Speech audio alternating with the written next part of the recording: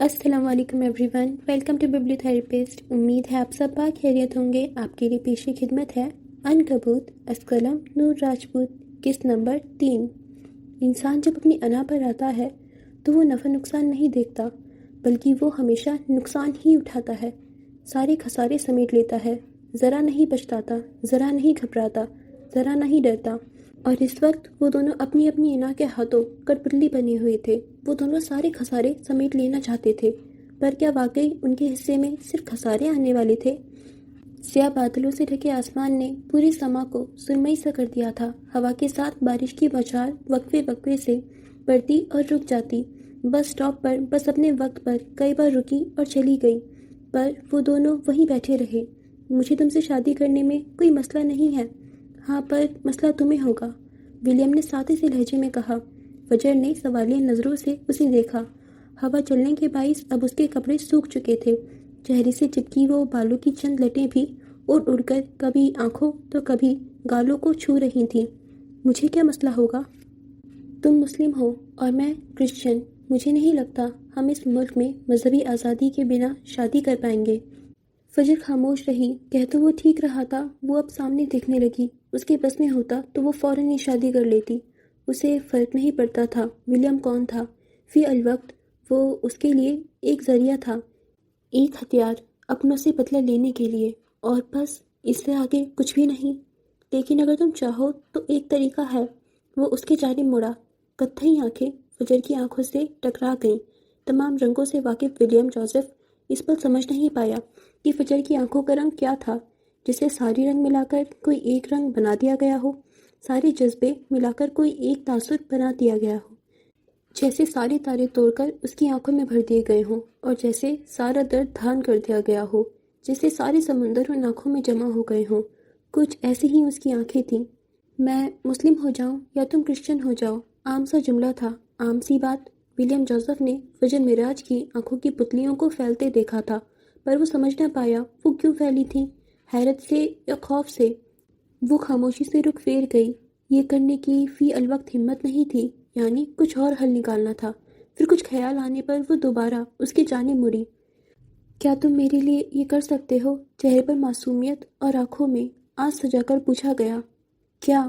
William نے cap والا سر اونچا کیا۔ تم میرے لیے مسلمان ہو سکتے ہو؟ دھڑکتے دل کے ساتھ پوچھا گیا۔ وہ اس کی بات سن کر سوچ میں پڑ گیا۔ وہ اچھا کرسچن تھا، پر کیا فرق پڑتا تھا اگر وہ ذرا سا ڈرامہ کر لیتا؟ اسے ایک تیر سے دو شکار کرنے تھے، اور اس سے بہتر موقع کیا ہو سکتا تھا؟ وہ کئی ثانیے اسے دیکھتا رہا خاموشی سے، اور پھر فون نکالتے بولا، اوکے، ہو جاتا ہوں۔ کیا شان بے نیازی تھی، کیا فروغ دلی تھی؟ فجر تو حیران رہ گئی، اور پھر اگلے لمحے وہ فون پر کوئی نمبر ملاتا اٹھ کر چلا گیا۔ اب وہ کسی سے فون پر بات کر رہا تھا۔ فجر اسے دیکھ رہی تھی۔ وہ ایک کم عمر نوجوان تھا، اس سے 1-2 سال ہی بڑا ہوگا۔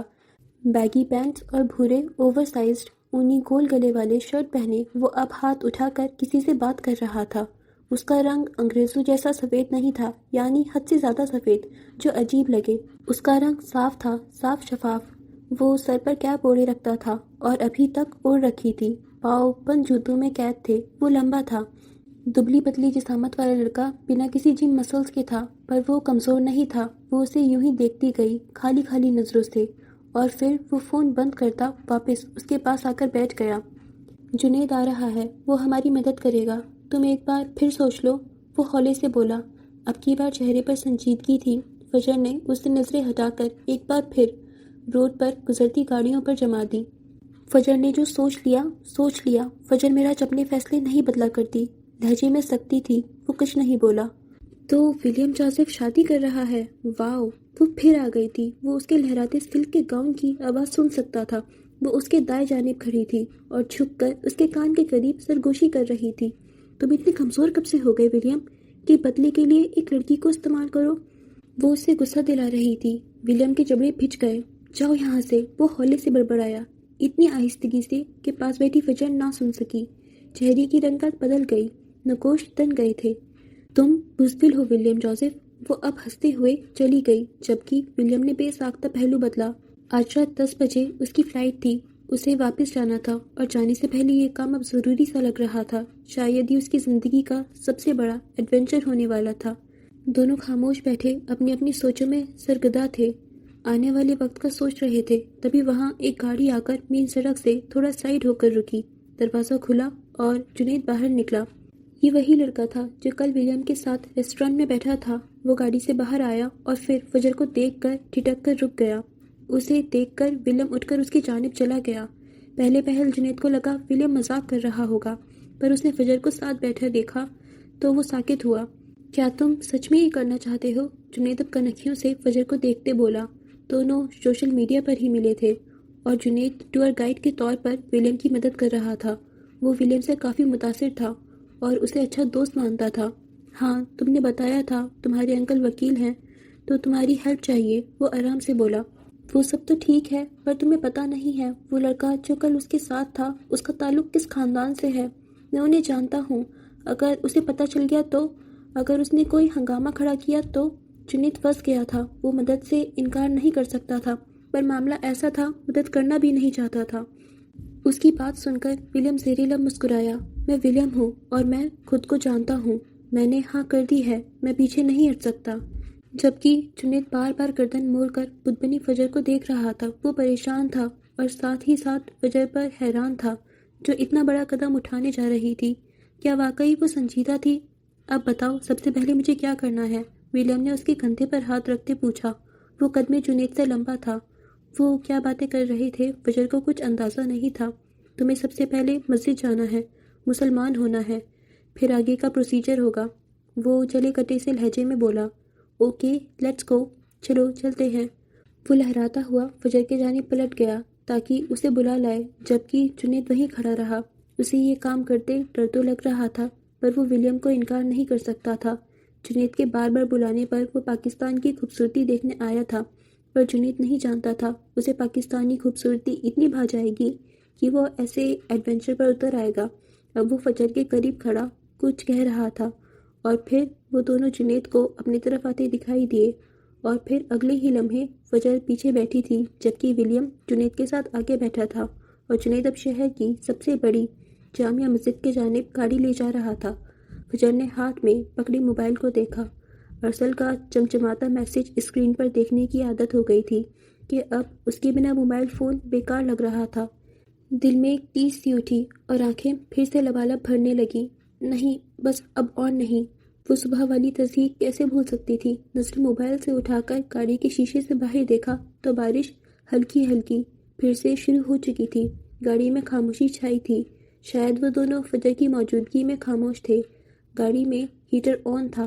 اسے گرمائش کا احساس ہوا اور جسم کو سکون ملا تو آنکھیں بند کر کے گاڑی کے شیشے سے سر ٹکا کر آنکھیں موند لیں۔ ارسل کا مسکراتا چہرہ ابھرا اور فجر نے پٹ سے آنکھیں کھول دیں۔ آخر وہ شخص پیچھا کیوں نہیں چھوڑ رہا تھا؟ وہ رو دی، منہ پر ہاتھ رکھے، سسکیوں کو دباتے بے آواز، تاکہ آگے بیٹھے وہ دونوں لڑکے اس کا مذاق نہ اڑائیں۔ اور تم انسان کی تکلیف نہیں سمجھ سکتے جو اپنی ہی سسکیاں دباتے بے آواز رو دے۔ جانے کتنی دیر وہ یوں ہی روتی رہی۔ آگے بیٹھے ولیم اور جنید جان گئے تھے۔ جنید نے ولیم کو اشارہ کیا، جبکہ ولیم نے اسے خاموش رہنے کا جواب دیا۔ وہ چاہتا تھا فجر رو لے، اسی لیے اسے رونے دیا۔ آدھے گھنٹے کی ڈرائیو کے بعد وہ لوگ اب ایک مسجد کے سامنے کھڑے تھے، سفید میناروں والی خوبصورت بڑی سی مسجد۔ اس کا گنبد سبز تھا۔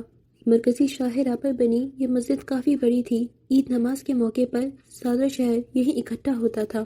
گاڑی جھٹکے سے رک گئی اور فجر جیسے ہوش میں آئی، فٹافٹ آنکھیں صاف کرتی سیدھی ہو بیٹھی۔ ولیم نے ایک نظر باہر دیکھا۔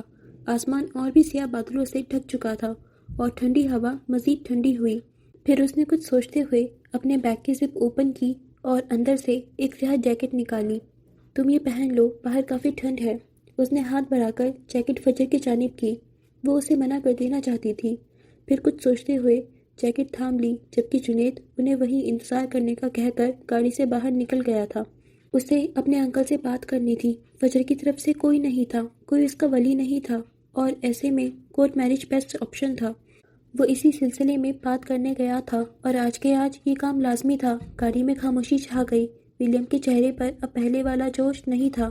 فجر کی حالت اسے الجھن میں ڈال رہی تھی۔ کیا وہ لڑکی اپنے ساتھ ٹھیک کر رہی تھی؟ کیا وہ اس کے ساتھ ٹھیک کر رہا تھا؟ کیا وہ دونوں ایک دوسرے کے ساتھ ٹھیک کر رہے تھے؟ وسوسے سر ابھارنے لگے تو اس کی انا نے سب کو کچل دیا۔ اس سے پہلے وہ کچھ بولتا، مسجد کے اسپیکر سے آواز ابھری، اللہ اکبر، اللہ اکبر۔ ظہر کی اذان تھی۔ ولیم ساکت ہوا۔ اس نے پلٹ کر فجر کو دیکھا جو بے اختیار ہی مؤذن کے پیچھے زیر لب اذان کے الفاظ دہرانے لگی تھی، اور ایسا کرنا ہمارے خون میں شامل ہے۔ اس سے ولیم ناواقف تھا۔ دماغ جہاں بھی ہو، دھیان کہیں بھی ہو، انسان کوئی بھی کام کر رہا ہو، لیکن اذان کی آواز کے ساتھ زیر لب دہرانا جیسے فطرت میں شامل تھا۔ اذان مکمل ہو گئی۔ ولیم یوں ہی بیٹھا رہا، ساکت سا۔ جنید واپس آیا۔ وہ اب فجر کو وہیں انتظار کرنے کا کہہ کر ولیم کو اپنے ساتھ مسجد کے اندر لے گیا۔ جیسے ہی وہ مسجد کے بڑی سی گیٹ سے اندر داخل ہوئے تو سکون سا اندر اترنے لگا۔ بائیں جانب ڈھیر سارے غسل خانے تھے جبکہ دائیں جانب نل لگے تھے۔ جنید خود تذبذب کا شکار تھا۔ وہ نہیں جانتا تھا ایسی صورتحال میں کیا کیا جاتا تھا۔ سامنے ہی کھلا بڑا سا سرخ ٹائلوں والا صحن اور دائیں جانب دیوار کے ساتھ ایک جانب پودے لگے تھے۔ مسجد کافی رقبے پر پھیلی تھی اور اس کی مینار جیسے شان و شوکت سے کھڑی تھی۔ ولیم مرغوب نظر آیا تھا۔ کچھ دیر بعد لوگ مسجد میں داخل ہوتے دکھائی دیے۔ سب نمازی تھے، نماز پڑھنے آئے تھے۔ سردیوں میں یوں بھی دن ذرا چھوٹے ہوتے تھے تو وقت کم ہی ہوتا تھا۔ سب قطار میں لگے نل پر بیٹھے وضو کر رہے تھے۔ پانی گرم آ رہا تھا۔ مسجد کا گیزر آن تھا۔ ولیم نے دیکھا بوڑھے بزرگوں کو، مردوں اور کم عمر لڑکوں کو دل جمعی سے وضو کرتے۔ وہ سب ایک ساتھ بیٹھے ایک جیسا طریقہ اپنائے ہوئے تھے۔ یہ سب ویسا ہی تھا جیسے وہ ہر سنڈے چرچ جاتا تھا۔ باقاعدگی سے، دل سے وہ خدا کا پیروکار تھا، لیکن یہاں کچھ الگ محسوس ہو رہا تھا۔ وہ کسی ٹرانس کے زیر اثر سب دیکھ رہا تھا۔ تم یہیں رکو، میں امام صاحب سے بات کر کے آتا ہوں۔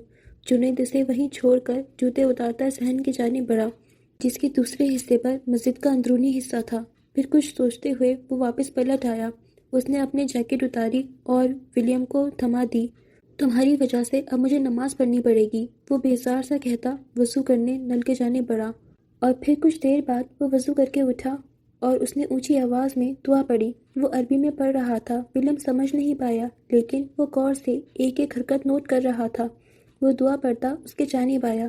وہ اب فولڈ کیے کف سیدھے کر رہا تھا۔ تم روز نہیں کرتے عبادت؟ ولیم نے حیرت سے پوچھا۔ اس کی قطعی آنکھوں میں الجھن واضح تھی۔ نہیں، اتنا وقت کس کے پاس ہوتا ہے؟ وہ اب اپنی جیکٹ پہن رہا تھا۔ چہرے پر پانی کے قطرے چمک رہے تھے۔ آخری بار کب کی تھی؟ جنید ٹھٹک کر رکا۔ شاید عید پر، گہری خفت نے آ گھیرا۔ پھر تمہیں یہ سب کیسے یاد رہتا ہے؟ ولیم نے اچنبے سے پوچھا۔ یہ سب اسٹیپس بائی ہارٹ جو تم نے ابھی کیا اور تم نے کچھ پڑھا، یہ تمہیں کیسے یاد رہتا ہے؟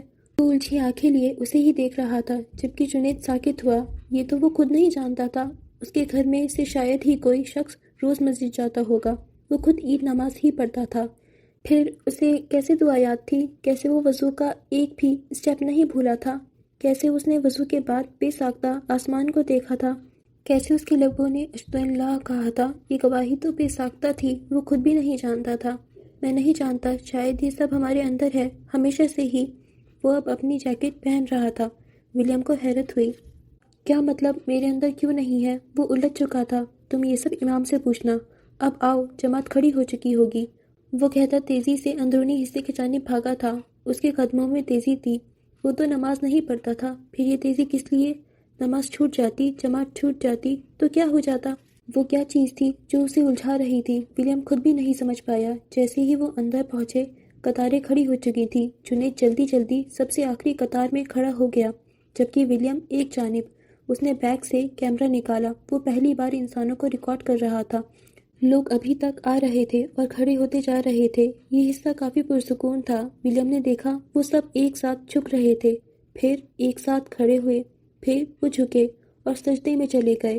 ہاں، یہ دلچسپ تھا۔ چرچ میں اسے یہ نظارہ دیکھنے کو نہیں ملا تھا۔ اس نے تھوڑی سی ویڈیو بنائی، پھر کیمرہ واپس رکھ دیا۔ وہ اب چل پھر کر چاروں جانب سے مسجد کے اندرونی حصے کو وزٹ کر رہا تھا۔ اونچے اونچے ریکوں میں رکھے قرآن پاک اور دینی کتابیں۔ نمازی بہت زیادہ نہیں تھے، پر جو تھے انہوں نے سما باندھ دیا تھا۔ نماز پڑھ لی گئی تھی، دعا ہو گئی تھی۔ لوگ واپسی کے لیے پلٹ گئے تھے اور کچھ قرآن پاک لیے کونوں قدروں میں بیٹھ گئے تھے۔ آج کے دور میں اللہ والے کم تھے، پر جو تھے وہ اللہ والے ہی تھے۔ انہیں اللہ سے کوئی دور نہیں کر سکتا تھا۔ اس نے دیکھا جنید اب ایک سفید کپڑوں والے ادھیڑ عمر آدمی کے قریب آ کھڑا ہوا۔ اس نے انگلی سے ولیم کی جانب اشارہ کیا۔ وہ آدمی امام مسجد تھا جس نے سفید ٹوپی اوڑھ رکھی تھی۔ ولیم کو دیکھ کر وہ مسکرایا اور پھر وہ دونوں اس کے جانب بڑھے۔ جنید کے چہرے پر اب چمک تھی جبکہ ولیم کا دل بے ساختہ دھڑکا۔ وہ اسی جانب آ رہے تھے اور آتے ہی امام نے ولیم کو گلے سے لگا لیا۔ ولیم تھک سے رہ گیا۔ اس نے یہ توقع نہیں کی تھی۔ اس نے اپنی زندگی کے 24 سالوں کو یاد کیا۔ ہوش سنبھالنے سے اب تک اس نے کبھی کسی کو گلے نہیں لگایا تھا۔ وہ یوں ہی کھڑا رہا، ساکت سا، دونوں ہاتھ پہلو میں رکھے، بیگ کندھے پر۔ امام مسجد کے وجود سے اسے ایک گرمائش پھوٹتی محسوس ہو رہی تھی۔ وہ پودوں کے احساسات تک کو ریکارڈ کرنے والا فی الوقت اپنے احساسات سے انجان تھا۔ امام مسجد ہولے سے اس سے الگ ہو گیا۔ پھر اس نے ولیم کا کندھا تھپتھپایا۔ شاباش! امام مسجد مسکرائے جبکہ ولیم نے آنکھیں پھیلا کر جنید کو دیکھا۔ یہ سب کیا تھا؟ جبکہ جنید نے مسکراتے ہوئے کندھے اچکا دیے۔ میں چاہتا ہوں تم سب سے پہلے غسل کر لو۔ پتہ نہیں کیوں امام مسجد کے کندھے خوشی سے پھیلے ہوئے تھے۔ جنید نے انگلش میں فوراً ترجمہ کیا۔ ولیم نے سر اسبات میں ہلا دیا۔ پھر وہ اسے غسل کا طریقہ کی ویڈیو دکھانے لگے۔ اس کے بعد ولیم نے غسل کیا اور اس نے ہیڈ فون اور کیپ اتار دی تھی۔ اس کے بال گیلے تھے جسے امام مسجد نے اپنے کندھے سے سفید کپڑا اتار کر اسے صاف کرنے کو کہا۔ اس کے بعد اسے وضو کروایا گیا جیسے جنید کر رہا تھا۔ وہ خاموشی سے سب کر رہا تھا۔ یہ دلچسپ تجربہ تھا۔ مجھے مسلمانوں سے نفرت ہے۔ تمہارے سرکل میں دور دور تک کوئی مسلمان نہ ہو۔ اس کی سماعت سے باپ کی آواز ٹکرائی، لیکن وہ رکا نہیں۔ غسل اور وضو کے بعد اب وہ تینوں مسجد کے اندر بیٹھے تھے۔ گرم پانی سے نہانے کے بعد گرم ہال میں بیٹھے ولیم کو ذرا بھی ٹھنڈ محسوس نہ ہوئی، البتہ باہر کو اندھیرا چھا گیا تھا اور بارش پھر سے برسنے لگی تھی۔ تم یہ سب اپنے لیے کر رہے ہو یا کسی اور کے لیے؟ امام مسجد نے ولیم سے براہ راست پوچھا۔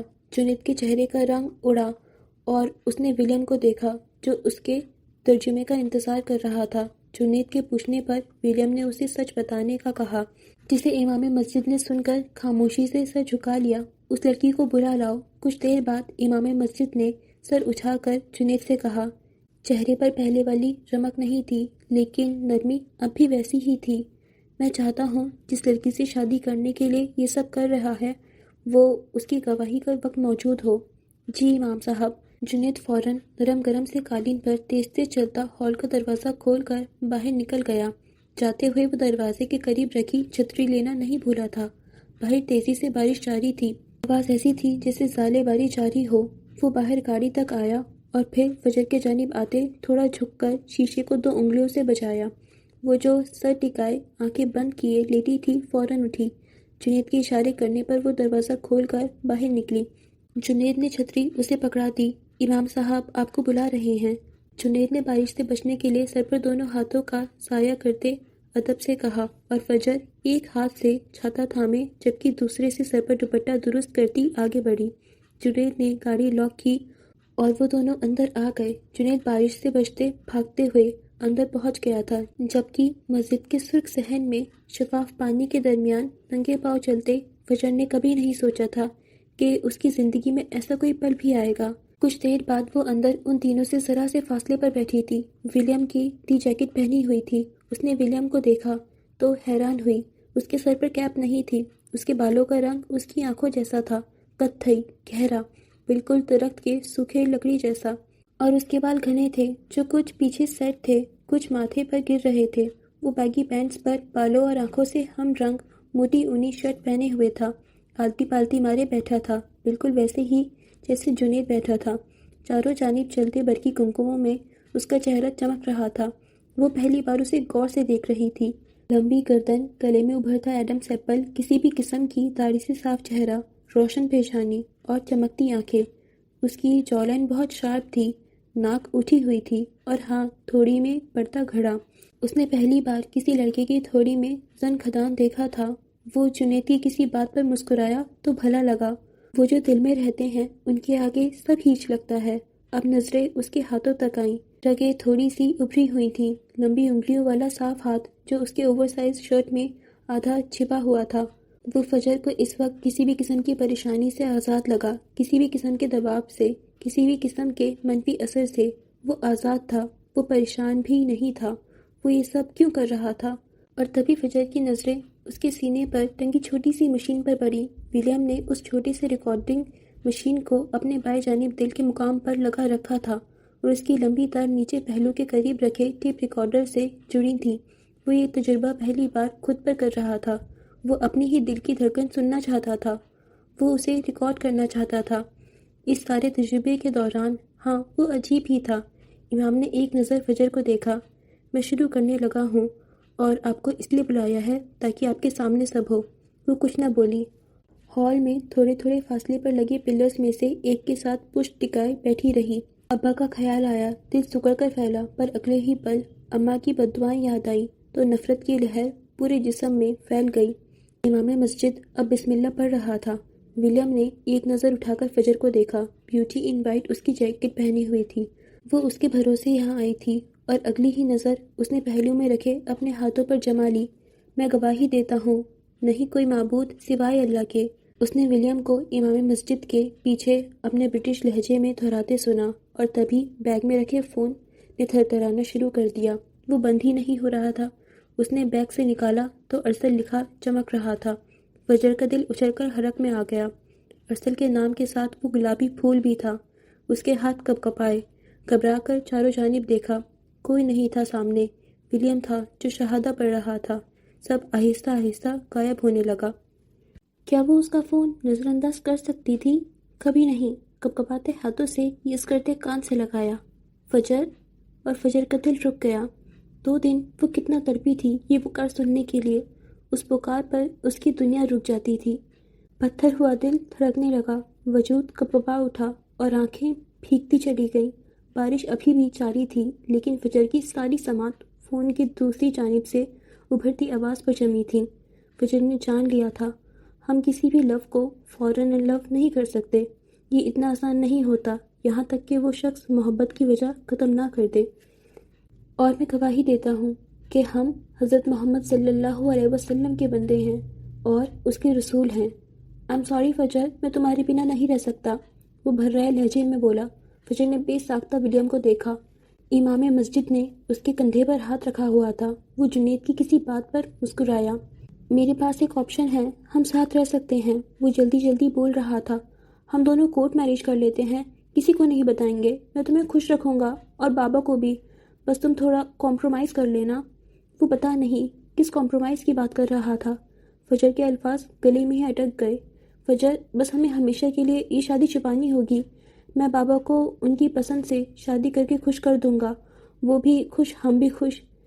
شاید اسے اپنی ساری کوشش کے باوجود آخری حل یہی ملا تھا۔ فجر کے وجود میں کسی نے نیزے گھسا دیے۔ تکلیف سر سے پاؤں تک گئی۔ پلیز کچھ تو بولو، آواز ابھری اور فجر نے ہولے سے فون کاٹ دیا۔ اس نے نظریں اٹھا کر ولیم کو دیکھنا چاہا پر سب دھندلا گیا۔ اس کی آنکھیں آنسوؤں سے بھری تھی۔ وہ رونا چاہتی تھی پر ابھی نہیں۔ پھر اس نے ہتھیلی کی پشت سے آنکھیں رگڑ ڈالی۔ خوبصورت آنکھوں کا رو رو کر حشر نشر ہو چکا تھا۔ ادھر آؤ، ولیم نے اسے ہاتھ کے اشارے سے اٹھ کر قریب آنے کا کہا۔ وہ روبوٹ کی طرح اٹھی اور جا کر قریب بیٹھ گئی۔ ارسل نے دل کی تکلیف پھر سے بڑھا دی تھی۔ وہ اس کے ساتھ شادی تو کر سکتا تھا پر اپنا نہیں سکتا تھا۔ وہ ظالم تھا یا کم ظرف، وہ سمجھ نہیں پائی۔ بیٹی، تمہارے ماں باپ کہاں ہیں؟ امام صاحب نے براہ راست پوچھا۔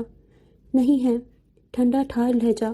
امام مسجد نے اسبات میں سر ہلا دیا۔ یہ کہتے اس کا دل ذرا بھی نہیں کانپا۔ تو تم دونوں شادی کرنا چاہتے ہو؟ ایک اور سوال آیا۔ فجر نے ولیم کی طرف دیکھا جو اسے ہی دیکھ رہا تھا۔ زبان تو سمجھ نہیں آ رہی تھی پر وہ تاثرات سے سمجھنے کی کوشش کر رہا تھا۔ تم چاہو تو میں نکاح کا اہتمام کروا سکتا ہوں، وہ ہولے سے بولے۔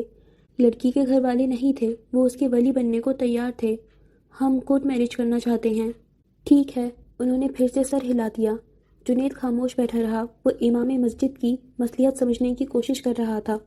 تو میں کیا آپ لوگوں کو ایجاب و قبول کروا سکتا ہوں؟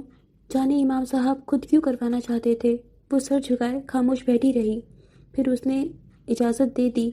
امام مسجد نے دوسرے امام کو بلوایا جو نوجوان تھا اور امام مسجد کی صحبت میں رہ کر سیکھ رہا تھا۔ جنید اور وہ لڑکا، اب 2 گواہ موجود تھے۔ امام اب ولیم سے اس کے نکاح کے بابت پوچھ رہے تھے جبکہ فجر جسمانی طور پر تو وہاں موجود تھی پر ذہن ارسل کی باتوں میں اٹکا تھا۔ اس نے ایک بار پھر گہری چوٹ دی تھی۔ اس نے خاموشی سے ہاں میں سر ہلا دیا۔ امام اب ولیم کی جانب متوجہ ہوئے۔ ولیم ولی، کیا تمہیں فجر مراج بنت مراج الدین اپنے عقد میں قبول ہیں؟ ولیم کو سمجھ نہیں آیا۔ جنید نے ترجمہ کیا، پر امام کا لہجہ اور ان کا انداز ایسا تھا کہ ولیم پل بھر کو ساکت ہوا۔ اس نے فجر کو دیکھا۔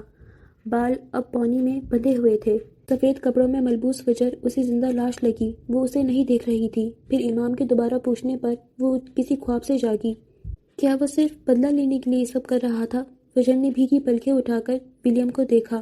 سرخ متورم زخمی آنکھیں، اور ولیم نے اپنے سینے پر دل کو رکتے اور دھڑکتے پایا۔ وہ بریتھ ٹیکنگ تھی۔ وہ اس کی سانس کنٹرول کر رہی تھی۔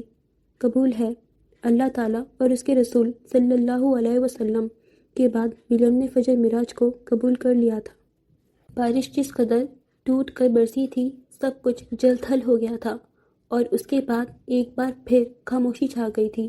وہ تینوں اپنی اپنی نشستوں پر بیٹھے اب کوٹ کی طرف جا رہے تھے۔ ولیم کے لیے یہ احساس عجیب تھا، جبکہ فجر ابھی تک خود کو ارسل کی باتوں سے نہیں نکال پائی تھی۔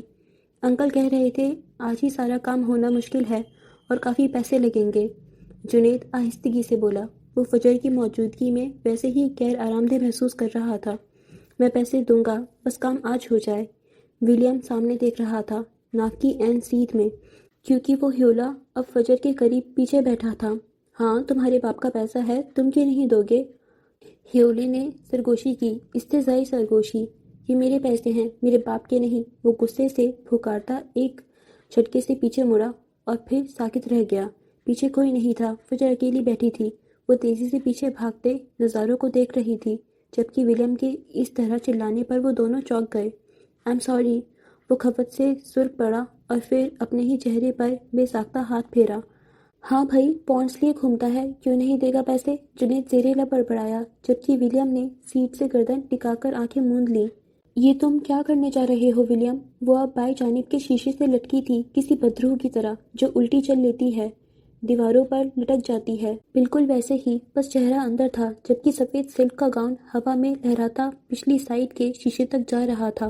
وہ اگلی جانب کے شیشے سے جھانکتی سرگوشی کر رہی تھی۔ یہ لڑکی تمہاری موت ہے ولیم، وہ تمہیں نہیں چھوڑے گی۔ وہ عجیب تھی، کبھی اس کے ساتھ تو کبھی اس کے خلاف۔ وہ کچھ اور بھی بول رہی تھی جب ولیم نے بیگ سے ہیڈ فون نکال کر کانوں پر جما لیے اور وہ اسے غصے سے گھورتی غائب ہو گئی۔ کورٹ کی ابتدائی کارروائی کافی لمبی تھی۔ فجر کا شناختی کارڈ جبکہ ولیم کا پاسپورٹ لے لیا گیا تھا، ان کی تصویریں لی گئی تھیں اور فجر سے سب سے پہلے فری ول کا حلف نامہ سائن کروایا گیا تھا، جس میں چند باتیں واضح تھیں۔ وہ اگر گھر چھوڑ رہی ہے تو اپنی مرضی سے۔ وہ اپنی مرضی سے ولیم سے شادی کر رہی ہے۔ کسی نے اسے کرنے پر مجبور نہیں کیا تھا، اسے اغوا نہیں کیا گیا تھا۔ وہ بالغ تھی اور اپنے فیصلے خود کر سکتی تھی۔ اس نے اس پورے سلسلے میں اپنے گھر سے کچھ نہیں لیا تھا، کوئی پیسہ، کوئی زیور، کچھ نہیں۔ ولیم کے مسلمان ہونے کے لیے ایک گواہ چاہیے تھا۔ جنید موجود تھا۔ اس کے بعد خاموشی سے دونوں نے اپنی طرف کی کارروائی مکمل کی۔ کورٹ میرج نکاح نامہ اردو اور انگلش دونوں میں موجود تھے، جسے دونوں نے سائن کیا اور ان کے کاغذات کی ایک فائل بنا کر جنید کے انکل نے کورٹ میں پیش کی تھی۔ شام ڈھلی اور پھر رات ہو گئی۔ عدالت کی طرف سے منظوری آئی تو دونوں کا نکاح عدالت میں ہی پڑھایا گیا۔ ایسے کیسز عدالت میں روز آتے تھے، یہ ان کا روز کا کام تھا۔ البتہ ولیم نے اس سلسلے میں اچھی خاصی رقم دی تھی۔ وہ فورنر تھا اور اس سے پونڈز بٹورے گئے تھے۔ جب وہ دونوں نکاح نامے کی اپنی اپنی کاپی لے کر باہر نکلے تو رات کے 8 بج چکے تھے۔ فجر کے پاس اردو جبکہ ولیم کے پاس انگلش والا نکاح نامہ تھا۔ مبارک ہو بہت بہت ولیم، اب تم شادی شدہ ہو۔ جنید نے اسے گلے لگاتے ہوئے مبارکباد دی۔ وہ بے ساختہ مسکرا دیا۔ آج ایک ہی دن میں اسے دوسری بار گلے لگایا گیا تھا، جبکہ فجر کا دل اب تیزی سے دھڑک رہا تھا۔ انسان جذبات میں ہر قدم اٹھا لیتا ہے، اور جب جذبات کا طوفان گزرتا ہے تب احساس ہوتا ہے کہ وہ کیا گزرا ہے۔ لیکن فجر کو پچھتاوا نہیں تھا۔ اسے پچھتاوا نہیں تھا کہ اس نے کورٹ میرج کی تھی۔ بس تھوڑا خوف تھا تو ولیم کی طرف سے، کہیں وہ اس کا دعوے دار نہ بن جائے۔ وہ ایک جانب کھڑی ان دونوں کو دیکھتی رہی اور پھر فون نکال لیا۔ دن میں نہ جانے کتنی بار اسے ایک اجنبی نمبر سے فون آیا تھا، پر اس نے نہیں اٹھایا تھا، اور جیسے ہی اس نے فون نکالا ارسل کا نمبر جگمگ کرنے لگا۔ دل پر کسی نے پھر چھری پھیر دی تھی۔ کیا اس کے لیے یہ سب کرنا اتنا آسان تھا؟ نہیں، بالکل نہیں۔ سائن کرتے وقت دل کے ساتھ ساتھ ہاتھ کانپ اٹھے تھے۔ وہ اسے اپنے دل سے بے دخل کر رہی تھی، وہ اسے کبھی نہ پانے کے لیے کھو رہی تھی، وہ اسے کبھی نہ دیکھنے کی قسم اٹھا رہی تھی، وہ اسے اپنی محبت سے آزاد کر رہی تھی، وہ اسے سوچنے تک کے سارے اختیار گنوا رہی تھی۔ یہ سب اتنا آسان نہیں تھا۔ دل کتنی بار رویا تھا، کتنی بار تڑپا تھا، پر یہ سب تو کرنا ہی تھا کیونکہ وہ یہ ٹھان چکی تھی۔ اور اب پھر سے وہ شخص اسے فون کر رہا تھا۔ شاید یہ آخری بار تھا جب فجر معراج اس شخص کی آواز سننے والی تھی جسے وہ اپنا مانتی تھی۔ اس شخص نے فجر معراج کو گوا دیا تھا، یہ خبر بھی تو دینی تھی نا۔ فون کی اسکرین پر انگوٹھا پھیرتے اس نے فون کان سے لگایا۔ جنید اور ولیم کچھ فاصلے پر کھڑے جانے کیا ڈسکس کر رہے تھے۔ وہ ولیم کو اس کی جیکٹ لوٹا چکی تھی جسے ولیم نے اپنے بیگ میں ڈال لیا تھا۔ ہیلو فجر، ارسل کی بے چین سی آواز ابھری، اس کا گلا بھر آیا تھا۔ شاید وہ بھی رویا ہوگا۔ فجر کا دل مٹھی میں آیا، جانے کتنے پل خاموشی چھائی رہی۔ فجر نے آس پاس کے نظارے کو دھندلاتے ہوئے محسوس کیا۔ بیگ کندھے پر لٹکائے اور چادر کو اچھے سے خود پر لپیٹے اسے اپنا آپ وہاں کھڑا بہت اجنبی لگ رہا تھا۔ ایسی تو کبھی خواہش نہیں کی تھی اس نے۔ وہ تو بہت دھوم دھام سے اپنی محبت کے سنگ جانا چاہتی تھی، ڈنکے کی چوٹ پر جب محبت ہی دغا دے جائے تو پھر کیسی شکایت۔ اس نے آنسوؤں کو اندر پیتے سر اٹھا کر آسمان کو دیکھا۔ کچھ تو بولو فجر، تمہاری خاموشی مجھے مار رہی ہے، وہ شکست خوردہ بولا۔ تو سنیے ارسل برہان صاحب، سنیے۔ لہجہ سرد رکھا گیا، آنکھیں جل رہی تھیں، پر اب اس کے سامنے کیا رونا جو کچھ بھی نہیں تھا۔ میں فجر معراج، ایک مڈل کلاس لڑکی جس کے ڈھیر سارے مسائل تھے۔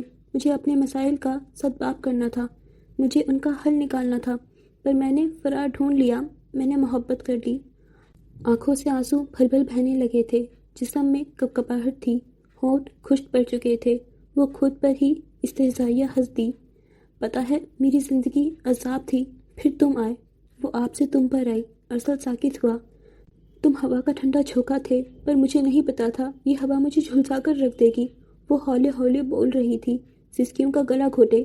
فجر، وہ بے یقینی سے بولا، ارسل تم میرا سکون تھے، لیکن مجھے نہیں پتا تھا تم مجھے زندگی بھر کی طرف دے جاؤ گے۔ تم میرا جنون تھے، پر مجھے نہیں پتا تھا تم مجھے سسکتا چھوڑ جاؤ گے۔ تم میرا غرور تھے، پر مجھے نہیں پتا تھا تم مجھے ہمیشہ کے لیے توڑ دو گے۔ تم میرا ایمان تھے، پر مجھے نہیں پتا تھا تم مجھے آسمان سے زمین پر پٹک دو گے۔ میں نے کسی کو دیکھا تو صرف تمہیں، کسی کو سوچا تو صرف تمہیں، کسی کی خواہش کی تو صرف تمہاری، کسی کا دل توڑا تو صرف تمہارے لیے۔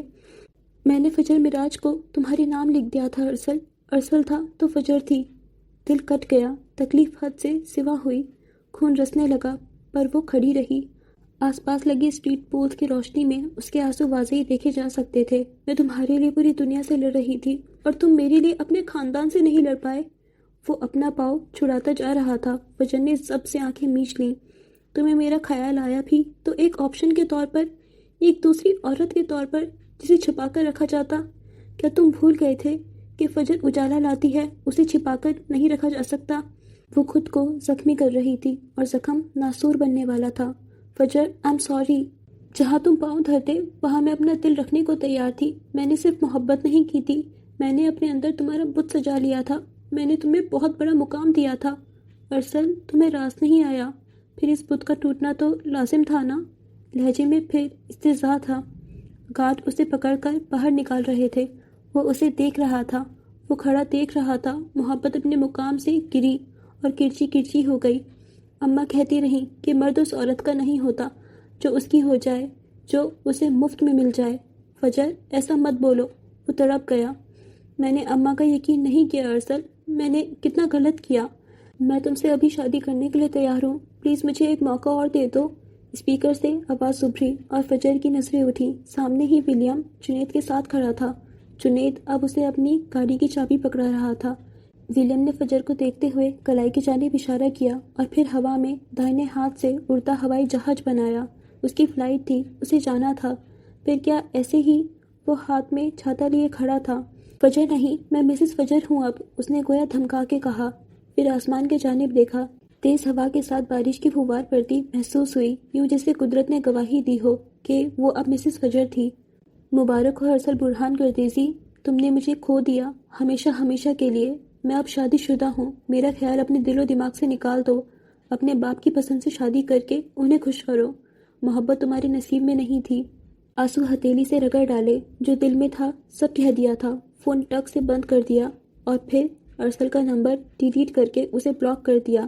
ایک ایک عمل اسے اتنی ہی تکلیف پہنچا رہا تھا، پر اسے کرنا تھا۔ وہ فون کو ہاتھ میں تھامے گمسم سی کھڑی رہی۔ دل خالی ہو گیا، سب ختم ہو گیا۔ پر ایک نئے آغاز سے وہ ناواقف تھی۔ ولیم چلتا ہوا اس کے قریب آیا اور چھاتا کھول کر اس کے اوپر کر دیا۔ وہ اسے ہی دیکھ رہا تھا۔ فجر نے چونک کر سر اٹھایا۔ سرخ متورم آنکھیں اور بھیگی پلکیں، پھڑپھڑاتے لب، چھاتا پکڑے، کیپ اوڑھے، کتھئی آنکھوں سے اسے دیکھتا ولیم اور برقی روشنیوں میں چمکتے بارش کے قطرے۔ کلک کی آواز ابھری، بارش کے قطرے ہوا میں ہی ٹھہر گئے اور وہ دونوں جنید کے ہاتھ میں پکڑے کیمرے میں قید ہو کر رہ گئے۔ یہ تمہارے لیے۔ اس نے ایک سیاہ ٹیپ ریکارڈر فجر کی جانب بڑھائی۔ فجر نے بھوئے سکیڑ کر دیکھا۔ آنکھوں سے ہی پوچھا گیا، کس لیے؟ میں نے سنا ہے شادی کے بعد شوہر اپنی بیوی کو گفٹ دیتا ہے۔ مجھے ایسا کچھ قیمتی نظر نہیں آیا جو تمہیں دے سکوں۔ ہاں، پر یہ میرے لیے بہت خاص ہے، میرے دل کے قریب، شاید تمہارے کام آ جائے۔ وہ ابھی بھی ٹیپ اس کے جانب کیے کھڑا تھا۔ فجر کچھ تذبذب کا شکار ہوئی، پھر اس نے ہاتھ بڑھا کر ٹیپ تھام لی۔ ولیم مسکرا دیا۔ تو اب تمہیں گھر نہیں جانا؟ وہ لمبا تھا، تھوڑا سر جھکائے کھڑا تھا۔ میں چلی جاؤں گی، یوں جیسے اسے جانتی ہی نہ ہو۔ میں تمہیں گھر چھوڑ دیتا ہوں۔ وہ چمکتی آنکھوں سے آفر دے رہا تھا اور نظریں اس کی بھیگی لرزتی پلکوں پر جمی تھی جو رخساروں پر سایہ فگن تھی۔ اس کی ضرورت نہیں ہے، روکھا سا جواب، لیکن مجھے لگتا ہے اس کی ضرورت ہے، ڈھیٹائی سے بار بار کہتا ولیم۔ فجر کے نگوش تن گئے، وہ اب سر پر سوار ہو رہا تھا۔ میں تمہارا شوہر ہوں، تمہیں میرا مان رکھنا چاہیے۔ اس نے نہیں کہا تھا کہ تمہیں میرا حکم ماننا چاہیے، وہ تو بس اپنی خواہش رکھ رہا تھا، اور اب یہ زیادہ ہو رہا تھا۔ فجر نے گھور کر دیکھا جیسے ابھی کچا چبا جائے گی، اور اس کے یوں دیکھنے پر ولیم سٹپٹا گیا۔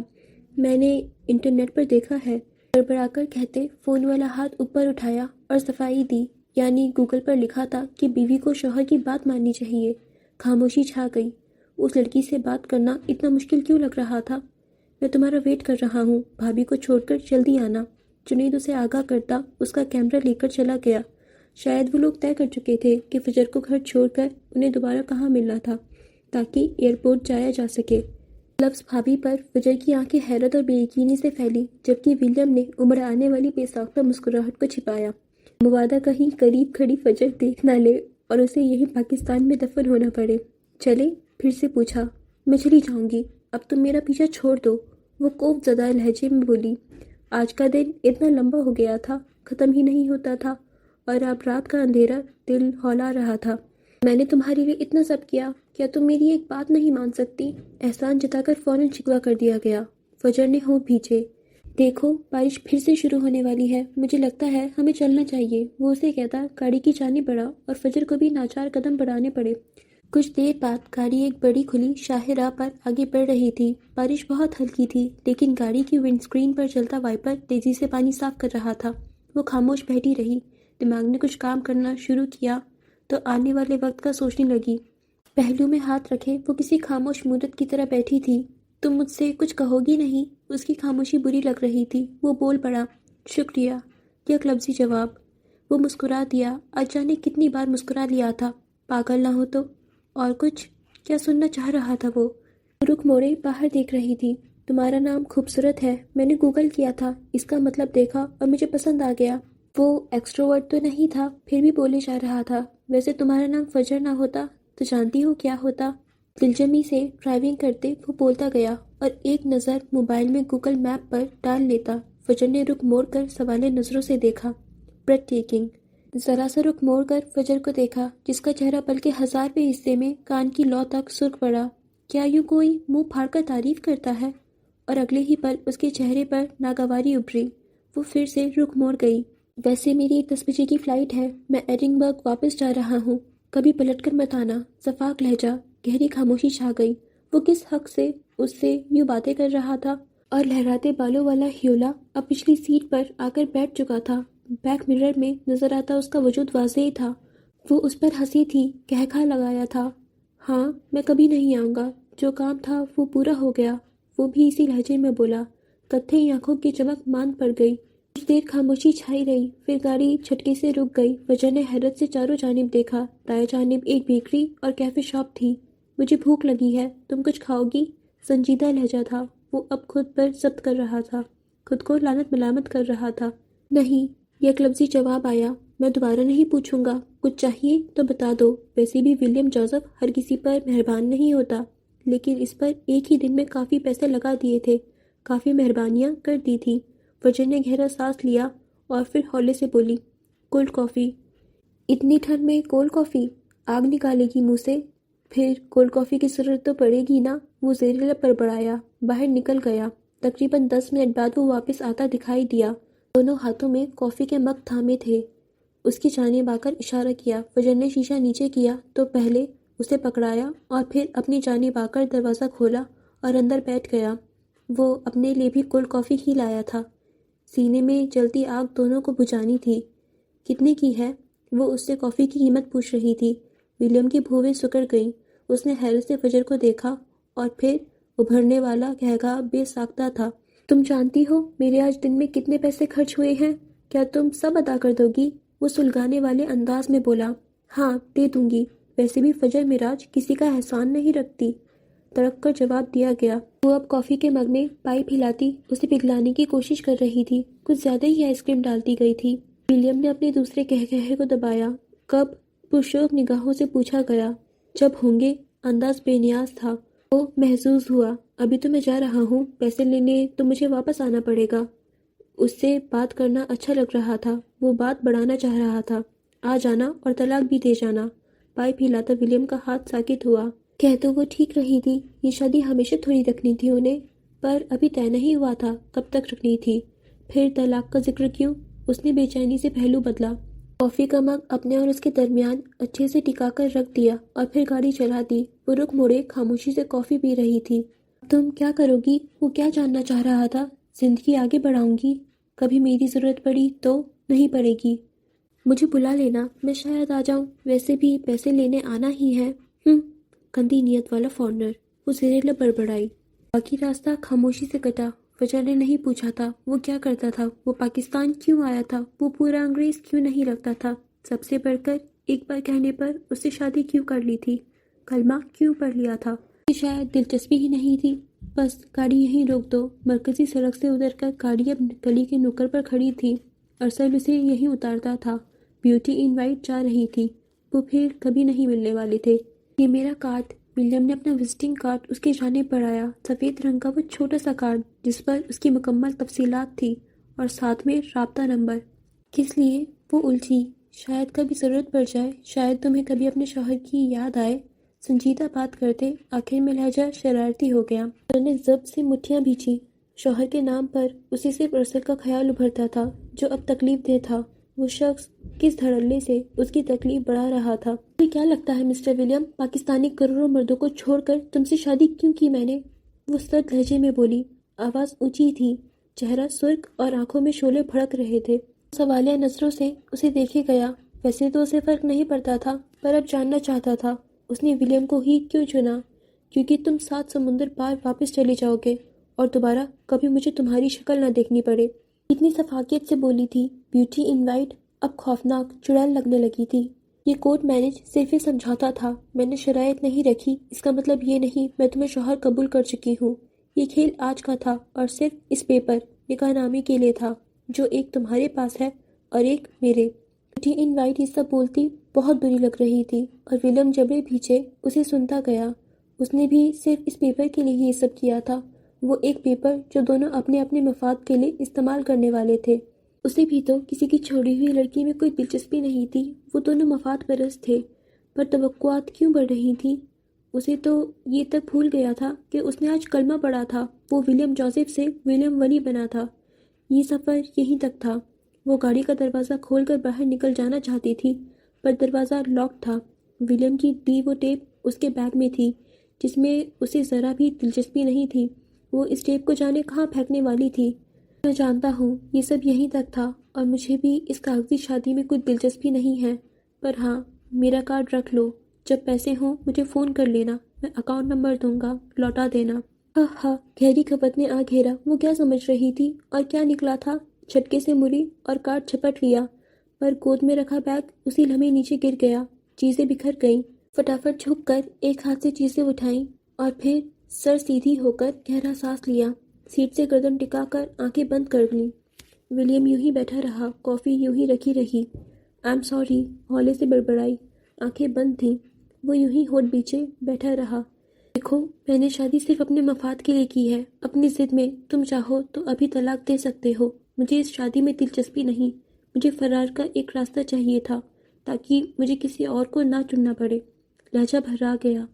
मैं कभी वापस नहीं आऊँगा। तुम्हें कल किसी से मोहब्बत हो गई, तुम्हें दूसरी शादी करनी हुई, फिर क्या करोगी? उसकी बात में दम था। ऐसा कभी नहीं होगा। फजर एक ही गलती बार बार नहीं दोहराती। मैं हमेशा ऐसे ही रह लूँगी। मजबूत लहजे में जवाब दिया गया। विलियम क्लास विंडो के इस पार जाने क्या खोज रहा था। बैठा ह्योला खामोश था। अब फिर से हंसी की आवाज़ उभरी। आज वो खामोश थी, उन दोनों की सुन रही थी। मेरे पास तुम्हारा कार्ड है, जब मुझे खुला चाहिए होगा मैं कांटेक्ट कर लूँगी। और विलियम ने बटन दबाकर गाड़ी का लॉक खोल दिया। वो उसे नहीं देख रहा था, देखना भी नहीं था। हाँ, अब उसे यकीन हो गया था। फजर महराज ने ये शादी अपने मतलब के लिए की थी। दिल को सुकून सा मिला। यानी वो दोनों एक ही लकीर पर खड़े थे। एक कोने पर वो और दूसरे कोने पर फजर। दरमियान में 7 समंदर का फासला था। दोनों को फर्क नहीं पड़ता था। दूसरा कहाँ जाने वाला था, क्या करने वाला था। ठीक है, आइंदा आने वाली ज़िंदगी के लिए गुड लक। वो संजीदा सा मुस्कुराया तो फजर कॉफ़ी का मग वापस रखते गाड़ी का दरवाज़ा खोलकर निकल गई। कॉफ़ी बची हुई थी। वो दरवाज़ा बंद करके जा रही थी। खुदा हाफिज़ भी नहीं कहा, पलटकर भी नहीं देखा। फजर मिराज की ज़िंदगी में विलियम नामी ये बाब आज ही खुला और आज ही बंद हो गया। विलियम ने एक नज़र उसे देखा और फिर तेज़ी से गाड़ी रिवर्स कर ली। वो देखते ही देखते गाड़ी भगा ले गया। बारिश बरसने से कीचड़ हो चुकी गली में वो बिना किसी एहतियात के चलती जा रही थी, इस बात से बेखबर कि एक तूफान उसका मुंतज़िर था। फजर मिराज की ज़िंदगी 3 दिन के अंदर 360 डिग्री पर घूम चुकी थी।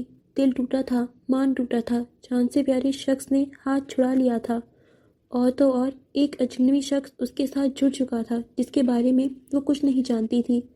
सारे खसारे समेट लेने के बाद वो अब शिकस्ता सी अपने घर के पुराने टूटे फूटे लोहे के गेट पर खड़ी थी। बंद जूते कीचड़ में भर चुके थे। सफ़ेद कपड़े दागदार थे और उसकी रूह भी तो ऐसे ही दागदार थी, घायल थी। उसने गेट बजाया और फिर बाजू ढलकाकर खड़ी रही। रिमझिम गिरती बारिश अब मज़ीद हल्की हो गई। कुछ देर बाद गेट की दूसरी जानिब अम्मा की चाप उभरी। अब्बा तो अपनी बीमारी के बायस मुश्किल ही चल पाता था। सारा दिन बिस्तर पर गुजरता था। कुंडी खुलने की आवाज़ उभरी और फिर दरवाज़ा खुल गया। वो यूं ही खड़ी रही। अम्मा ने गज़बनाक नज़रों से उसे देखा। अम्मा कुछ कहना चाहती थी लेकिन फजर की हालत ने उन्हें लब भींचने पर मजबूर कर दिया। वो खड़ी तो अपने घर की दहलीज पर थी, पर ज़हनी तौर पर जाने कहाँ थी। क्या खड़ी खड़ी जम गई हो? अम्मा ने बाजू पकड़कर उसे खींचा और वो किसी ख्वाब से जागी। अम्मा अब दरवाज़ा बंद करके दोबारा कुंडी लगा रही थी। घर के सहन में मिटियाली सी रोशनी थी। घर वैसा ही था, अम्मा वैसी ही थी। फिर सब बदला बदला क्यों लग रहा था? कहाँ थी अब तक? मैंने कहा था ना घर वापस जल्दी आना। अम्मा में इतनी हिम्मत पता नहीं कहाँ से आई थी कि अम्मा ने उसे गर्दन से दबोच लिया। सराती हवा सरगोशियाँ करती गुजर गई। सारा दिन बिल्किस तरह इंतज़ार करके चली गई। तूने मेरी नाक कटवा दी फजर। अम्मा ने उसे पूरी कुव्वत से धक्का दिया।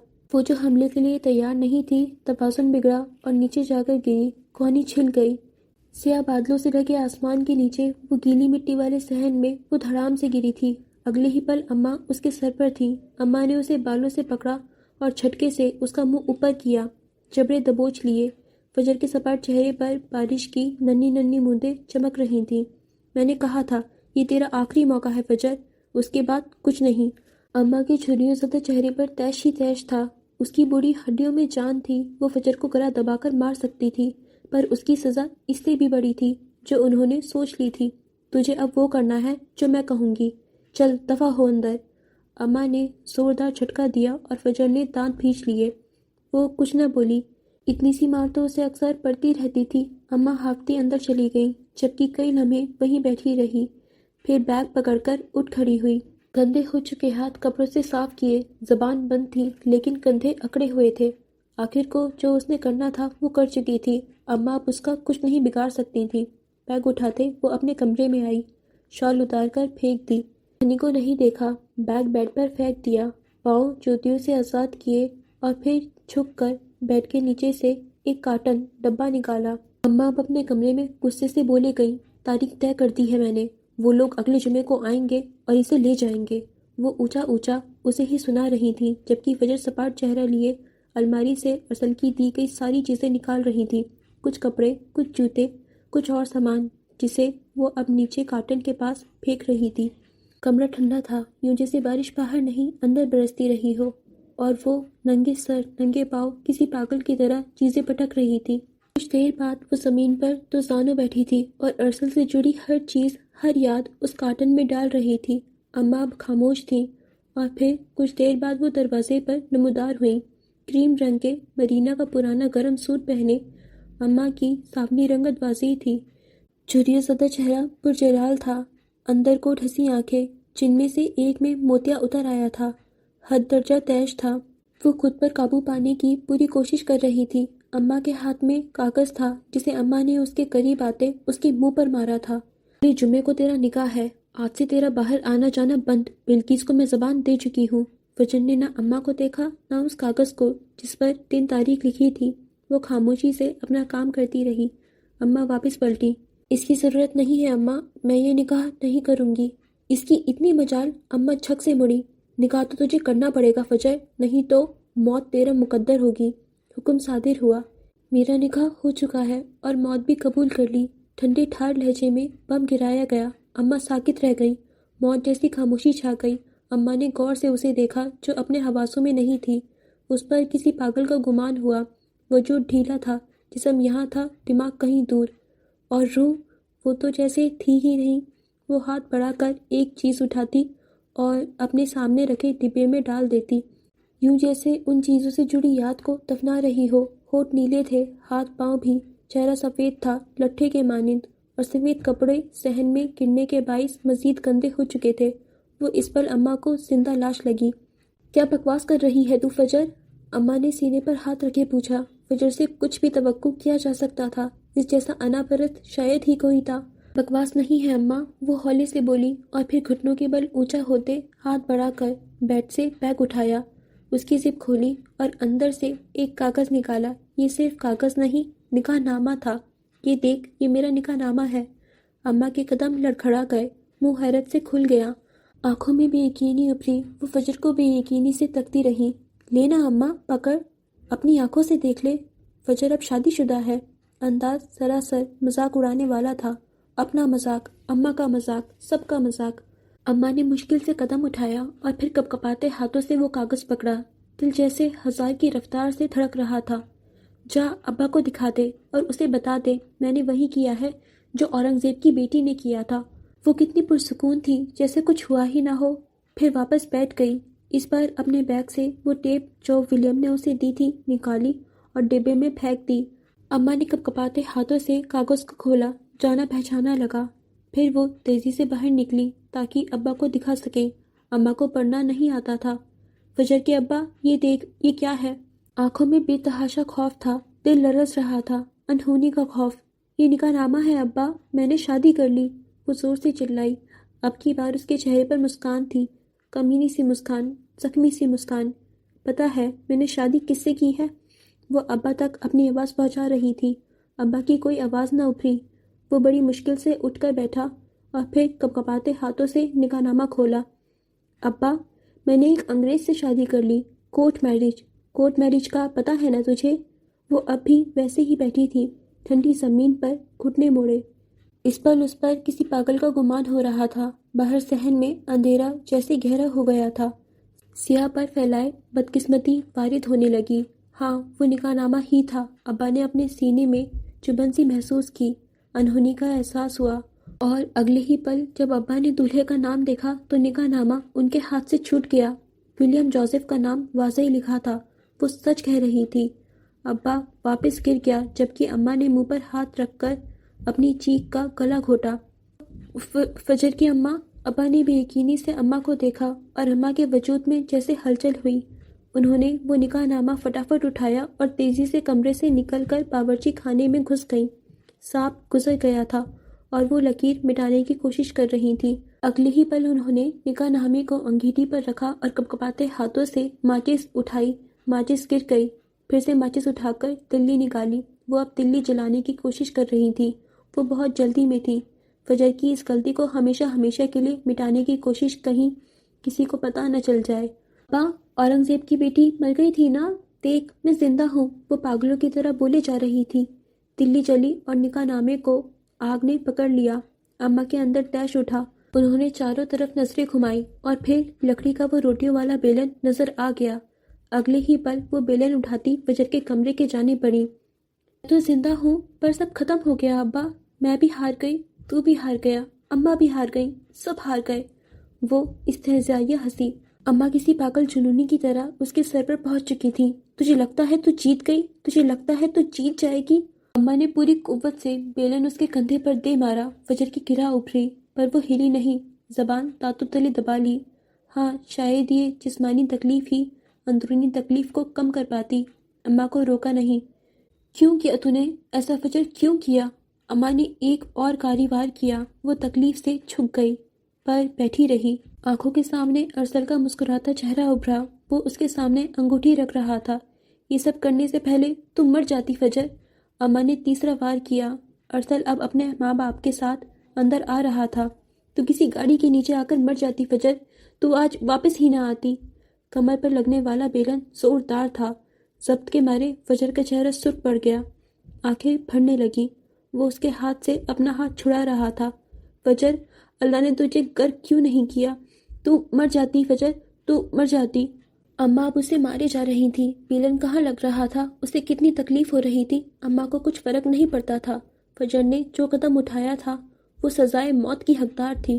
اس نے مٹھیاں بھینچ لی، دانتوں تلے دبی زبان زخمی ہو گئی، آنکھوں سے آنسو بہہ نکلے۔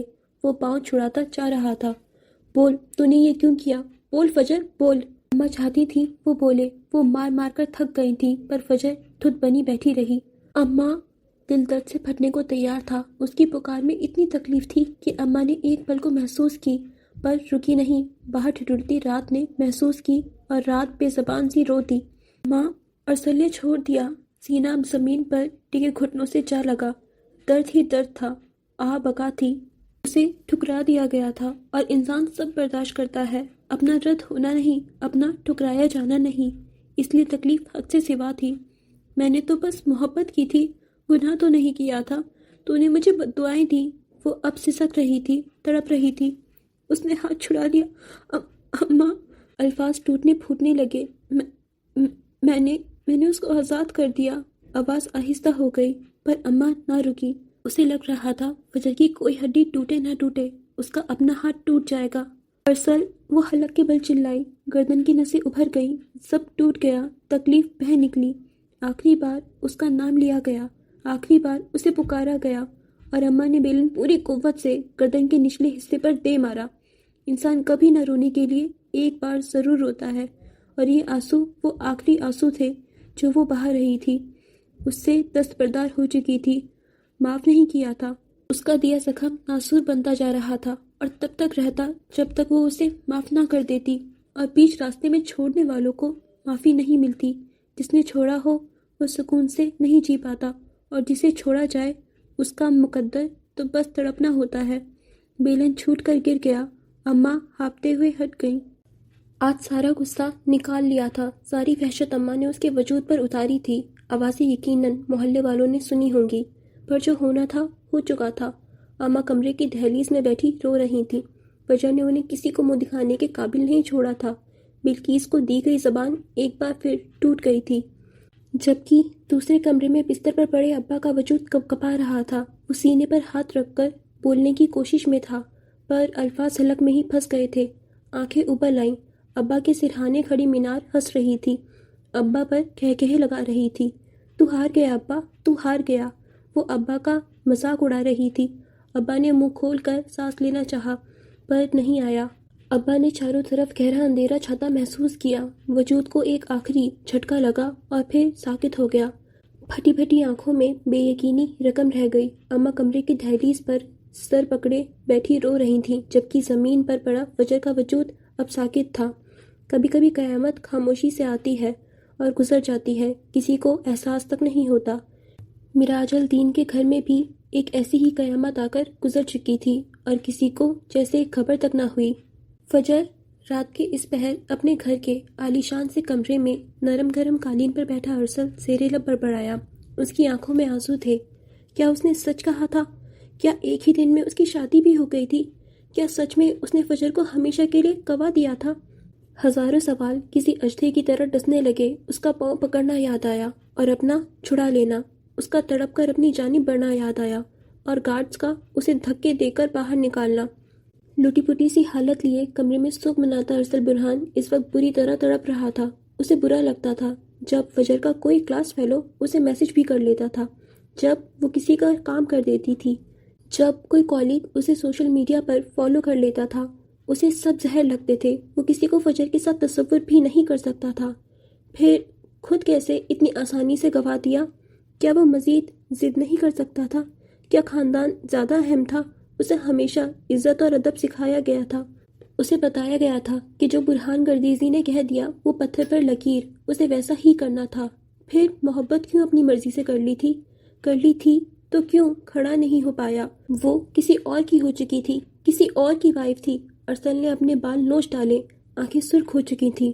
وہ تو ہمیشہ اس کا انتظار کرنے کا کہتی تھی، کیوں اس نے ایک ہی رات میں شادی کر لی تھی؟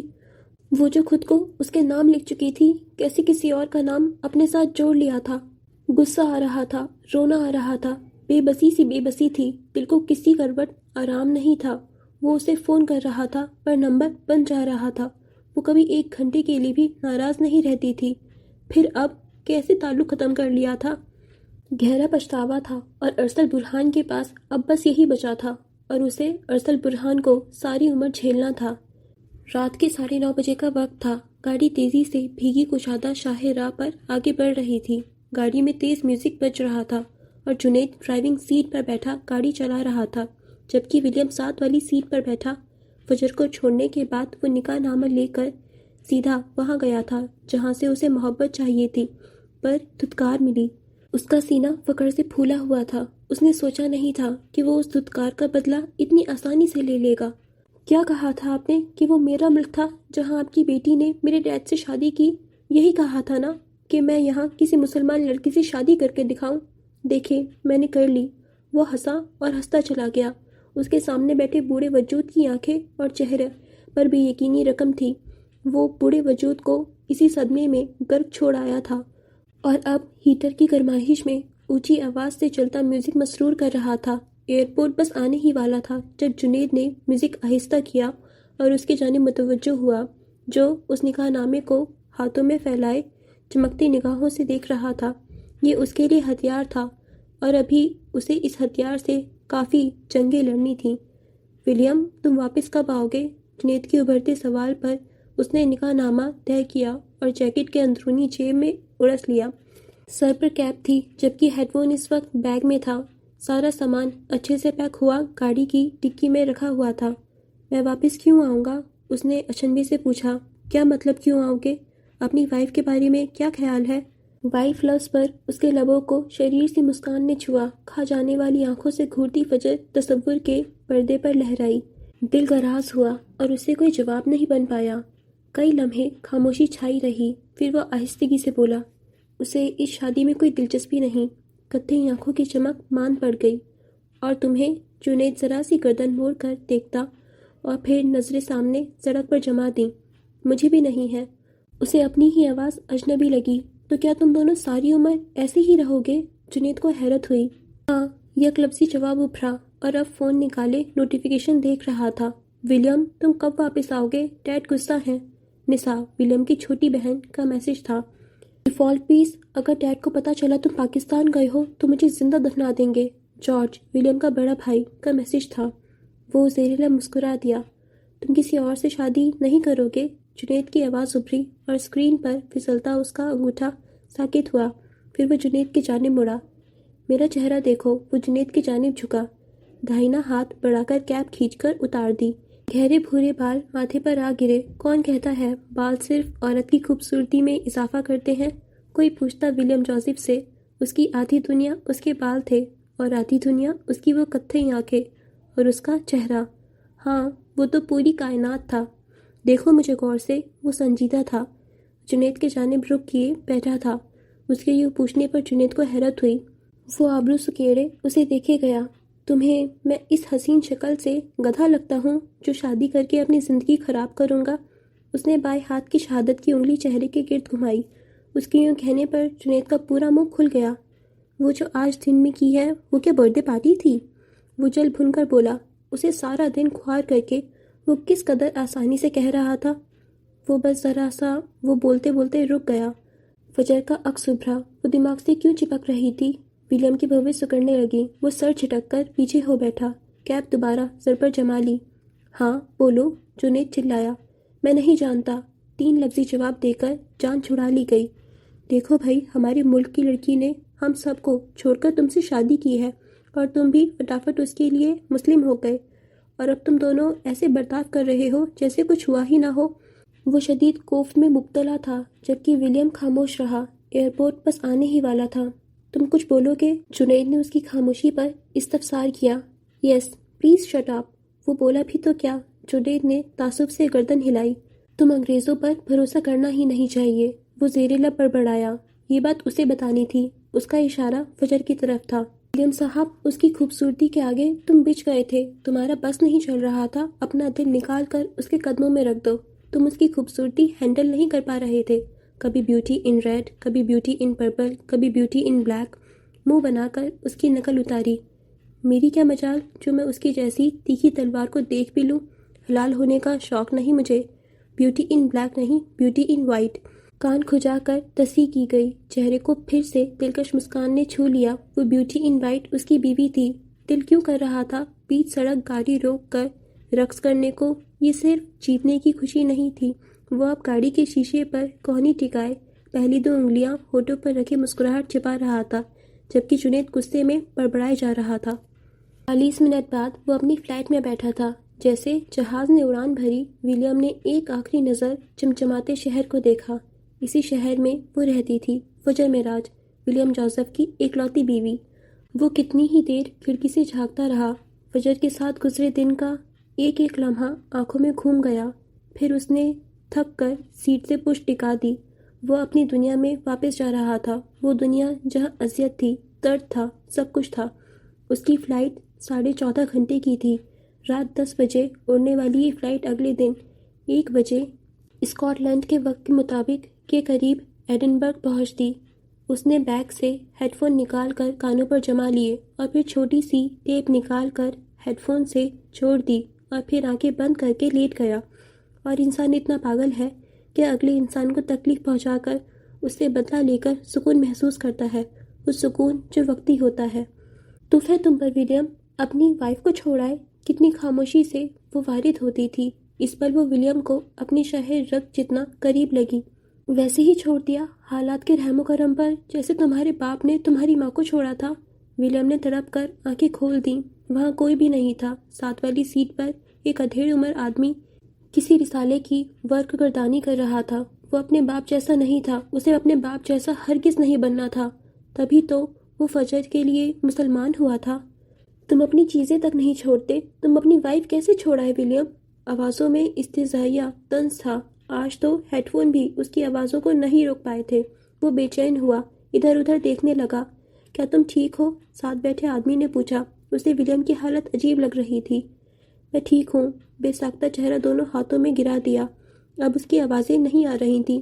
ولیم کا سکون برباد کرنے کے بعد وہ جا چکی تھی، اور کئی گھنٹے جاگتے رہنے کے بعد وہ جس قدر تھکا ہوا تھا سو گیا، پرسکون نیند۔ اور جب آنکھ کھلی تو جہاز ایڈنبرگ میں لینڈ کرنے والا تھا۔ اس نے کھڑکی سے جھانک کر دیکھا، صبح کے 8 بجنے والے تھے، اور ایڈنبرگ میں درجہ حرارت اس وقت 7 سینٹی گریڈ تھا۔ شدید ٹھنڈی پڑ رہی تھی۔ آج کل درجہ حرارت رات میں 1 سینٹی گریڈ تک گر جاتا تھا۔ وہ غور سے دیکھ رہا تھا۔ سب کچھ ویسا ہی تھا، پھر بھی سب بدلا بدلا روشن روشن کیوں لگ رہا تھا؟ حالانکہ صبح کے 8 بجے بھی ایڈنبرگ میں رات کا سماں تھا۔ سرمئی اندھیرا چاروں جانب پھیلا تھا۔ یہ عجیب سی کیفیت تھی۔ وہ جیکٹ پہنتا کھڑکی سے ہٹ گیا اور پھر 20 منٹ بعد وہ ایئرپورٹ سے باہر نکل رہا تھا۔ یونائٹڈ کنگڈم کا چھٹا مصروف ترین ایئرپورٹ، جس کی بھوری عمارت پر بڑا سا ایڈنبرگ ایئرپورٹ لکھا تھا، وہ جگہ جہاں اسکاٹ لینڈ دنیا سے ملتا تھا یا دنیا اسکاٹ لینڈ سے ملتی تھی، یہ دور سے ہی دکھائی دیتا تھا۔ ایڈنبرگ کے بارے میں بات کی جائے تو یہ ایک بہت ہی خوبصورت شہر ہے جو اسکاٹ لینڈ میں واقع ہے۔ یہ اسکاٹ لینڈ کا دارالحکومت ہے۔ یہ اپنی تاریخ، ثقافت اور فنون لطیفی کے لیے مشہور ہے۔ یہاں آپ کو تاریخی قلعے، خوبصورت مناظر اور شفاقتی میلوں کلچر کا تجربہ کرنے کو ملتا ہے۔ شہر کی خوبصورتی میں اس کی قدیم عمارتیں، باغات اور پہاڑی علاقے شامل ہیں، جیسے آرتھر سیٹ جو ایک مشہور پہاڑی ہے جہاں سے شہر کا شاندار منظر دیکھا جا سکتا ہے۔ ایڈنبرگ کی خاص بات یہ ہے کہ یہ تاریخ اور جدیدیت کا حسین امتزاج پیش کرتا ہے۔ جغرافیائی طور پر ایڈنبرگ ایک پہاڑی علاقے میں واقع ہے جس کے گرد پہاڑ اور گھنے جنگلات ہیں۔ ایڈنبرگ کی سب سے خاص بات یہ ہے کہ اس کو ادب کا شہر کہا جاتا ہے کیونکہ یہاں بہت سے مشہور ادیب پیدا ہوئے ہیں، جیسے Robert burns, Arthur Canon dual اور جے کے رولنگ۔ جی ہاں، ہیری پوٹر کی مصنفہ جے کے رولنگ۔ ایڈنبرگ اولڈ اسموکی کے نام سے بھی مشہور ہے۔ اولڈ اسموکی کہنے کی وجہ اس شہر کی تاریخی اور ثقافتی خصوصیات ہے۔ یہ نام خاص طور پر ایڈنبرگ کی دھویں دار پتھریلی گلیوں اور قدیم عمارتوں کی طرف اشارہ کرتا ہے، کیونکہ یہاں کی عمارتیں سرمئی ہیں۔ یہاں کی گلیاں اور عمارتیں کئی صدیوں کی تاریخ کی گواہی دیتی ہیں، اور ایڈنبرگ کی قدیم طرز تعمیر میں اکثر دھوؤں کا اثر ہوتا ہے، خاص طور پر جب کوئلوں کے چولہے کا استعمال ہوتے تھے۔ اس کے علاوہ اسموکی کا لفظ اس شہر کی روایتی اسکاچ وسکی کے ساتھ بھی جڑا ہوا ہے، جو کہ دھویں دار ذائقے کی وجہ سے مشہور ہے۔ یہ نام ایڈنبرگ کی ثقافتی ورثے، تاریخی اہمیت اور اس کی منفرد خصوصیات کو اجاگر کرتا ہے، جو اسے ایک خاص شناخت فراہم کرتی ہے۔ اسی ایڈنبرگ کی ایک خوبصورت صبح میں ولیم کندھے پر بیگ ڈالے، ایک ہاتھ میں فون پکڑے جبکہ دوسرے ہاتھ میں کیری تھامے باہر نکل رہا تھا۔ وہاں ہو اس کا انگوٹھا تیزی سے ٹائپ کر رہا تھا، جبکہ ویٹنگ ایریا سے کچھ فاصلے پر ایک خوبصورت سی گاڑی کھڑی تھی، AMG SL روڈسٹر، چمچماتی مرکری رنگ کی گاڑی جس کی چھت کھلی تھی۔ سیاہ چمکتی پہیوں والی کار پوری شان و شوکت سے کھڑی اترا رہی تھی۔ ڈرائیونگ سیٹ پر نیل بیٹھا تھا، جینز شرٹ پر لیدر کی جیکٹ پہنے، مفلر کو کانوں پر لپیٹے اور سر پر گرم ٹوپی اوڑھے وہ ولیم کا ہی انتظار کر رہا تھا۔ جیسے ہی اس کی نظر باہر آتے ولیم پر پڑی، وہ اچھلتا ہوا گاڑی کا دروازہ پھلانگ کر باہر نکلا اور تیزی سے اس کی جانب لپکا۔ اگلے لمحے وہ اس سے چپکا کھڑا تھا، دونوں بازو اس کے گرد جمائے۔ میں نے تمہیں بہت مس کیا، وہ مسرور سا بولا۔ اسے ولیم بہت عزیز تھا۔ آنکھیں بند کیے، چہرہ اس کے کندھے پر ٹکائے، وہ کسی حسینہ کی طرح اس سے چپکا ہوا تھا، جبکہ ولیم کے ہاتھ پہلو میں ہی رہے تھے۔ اس نے نیل کے گرد اپنے بازو نہیں پھیلائے۔ پیچھے ہٹو، تمہارے جسم سے اٹھتے بدبو کے بھبوکوں سے مجھے کیا آ جائے گی، وہ بے مروتی سے بولا، تو نیل منہ بناتا اس سے الگ ہو گیا۔ گاڑی کو دیکھتے ولیم کی آنکھیں چمک اٹھیں۔ ہینڈ کیری کو وہیں چھوڑتے وہ گاڑی کے جانب بڑھا۔ بیلا؟ ہاں، اس کی گاڑی کا نام بیلا تھا، اور اسے وہ بہت عزیز تھی، حد سے زیادہ، نیل سے بھی زیادہ۔ اور وہ گھوم کر چاروں جانب سے بیلا کا معائنہ کر رہا تھا کہ کہیں کوئی خروش تو نہیں، جبکہ نیل کمر پر دونوں ہاتھ جمائے، آنکھیں چھوٹی کیے اسے دیکھ رہا تھا۔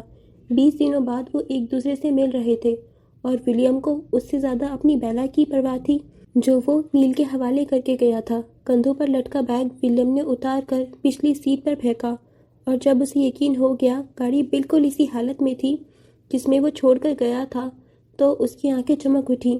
بہت بڑے کمینے ہو تم، دوست سے زیادہ یہ گاڑی عزیز ہے جس نے 20 دن اس کا خیال رکھا۔ نیل بولے بنا نہیں رہ سکا، نہ بولتا تو پیٹ میں مروڑ اٹھنے لگتے۔ ایشیائی نین نقش والا نیل ایک انڈین لڑکا تھا۔ لوگ تیزی سے آ جا رہے تھے، اور کئی ستائشی نظریں بیلا کے جانب اٹھیں۔ ولیم ان تمام نظروں سے اچھے سے واقف تھا، کیونکہ اس نے یہ گاڑی بڑی محنت سے حاصل کی تھی۔ جانتے ہیں کیسے حاصل کی تھی؟ لمبی کہانی ہے، آگے راز کھلیں گے۔ مسکراہٹ ولیم کی آنکھوں تک محدود رہی، ہونٹوں تک آنے کی گستاخی نہیں کی۔ اگلے ہی پل وہ اچھلا اور گاڑی کے اندر چھلانگ لگا دی۔ وہ اب ڈرائیونگ سیٹ پر بیٹھا تھا، ہاتھ سے چھو کر دیکھ رہا تھا، محسوس کر رہا تھا۔ ایک دن بھی میں نے اسے باہر نہیں نکالا، گراج سے ابھی لے کر آیا ہوں۔ نیل نے اس کا ہینڈ کیری اٹھا کر پچھلی سیٹ پر رکھ دیا اور دوسری طرف کا دروازہ کھول کر اندر اس کے ساتھ والی سیٹ پر بیٹھ گیا، جبکہ ولیم ابھی تک خاموش رہا۔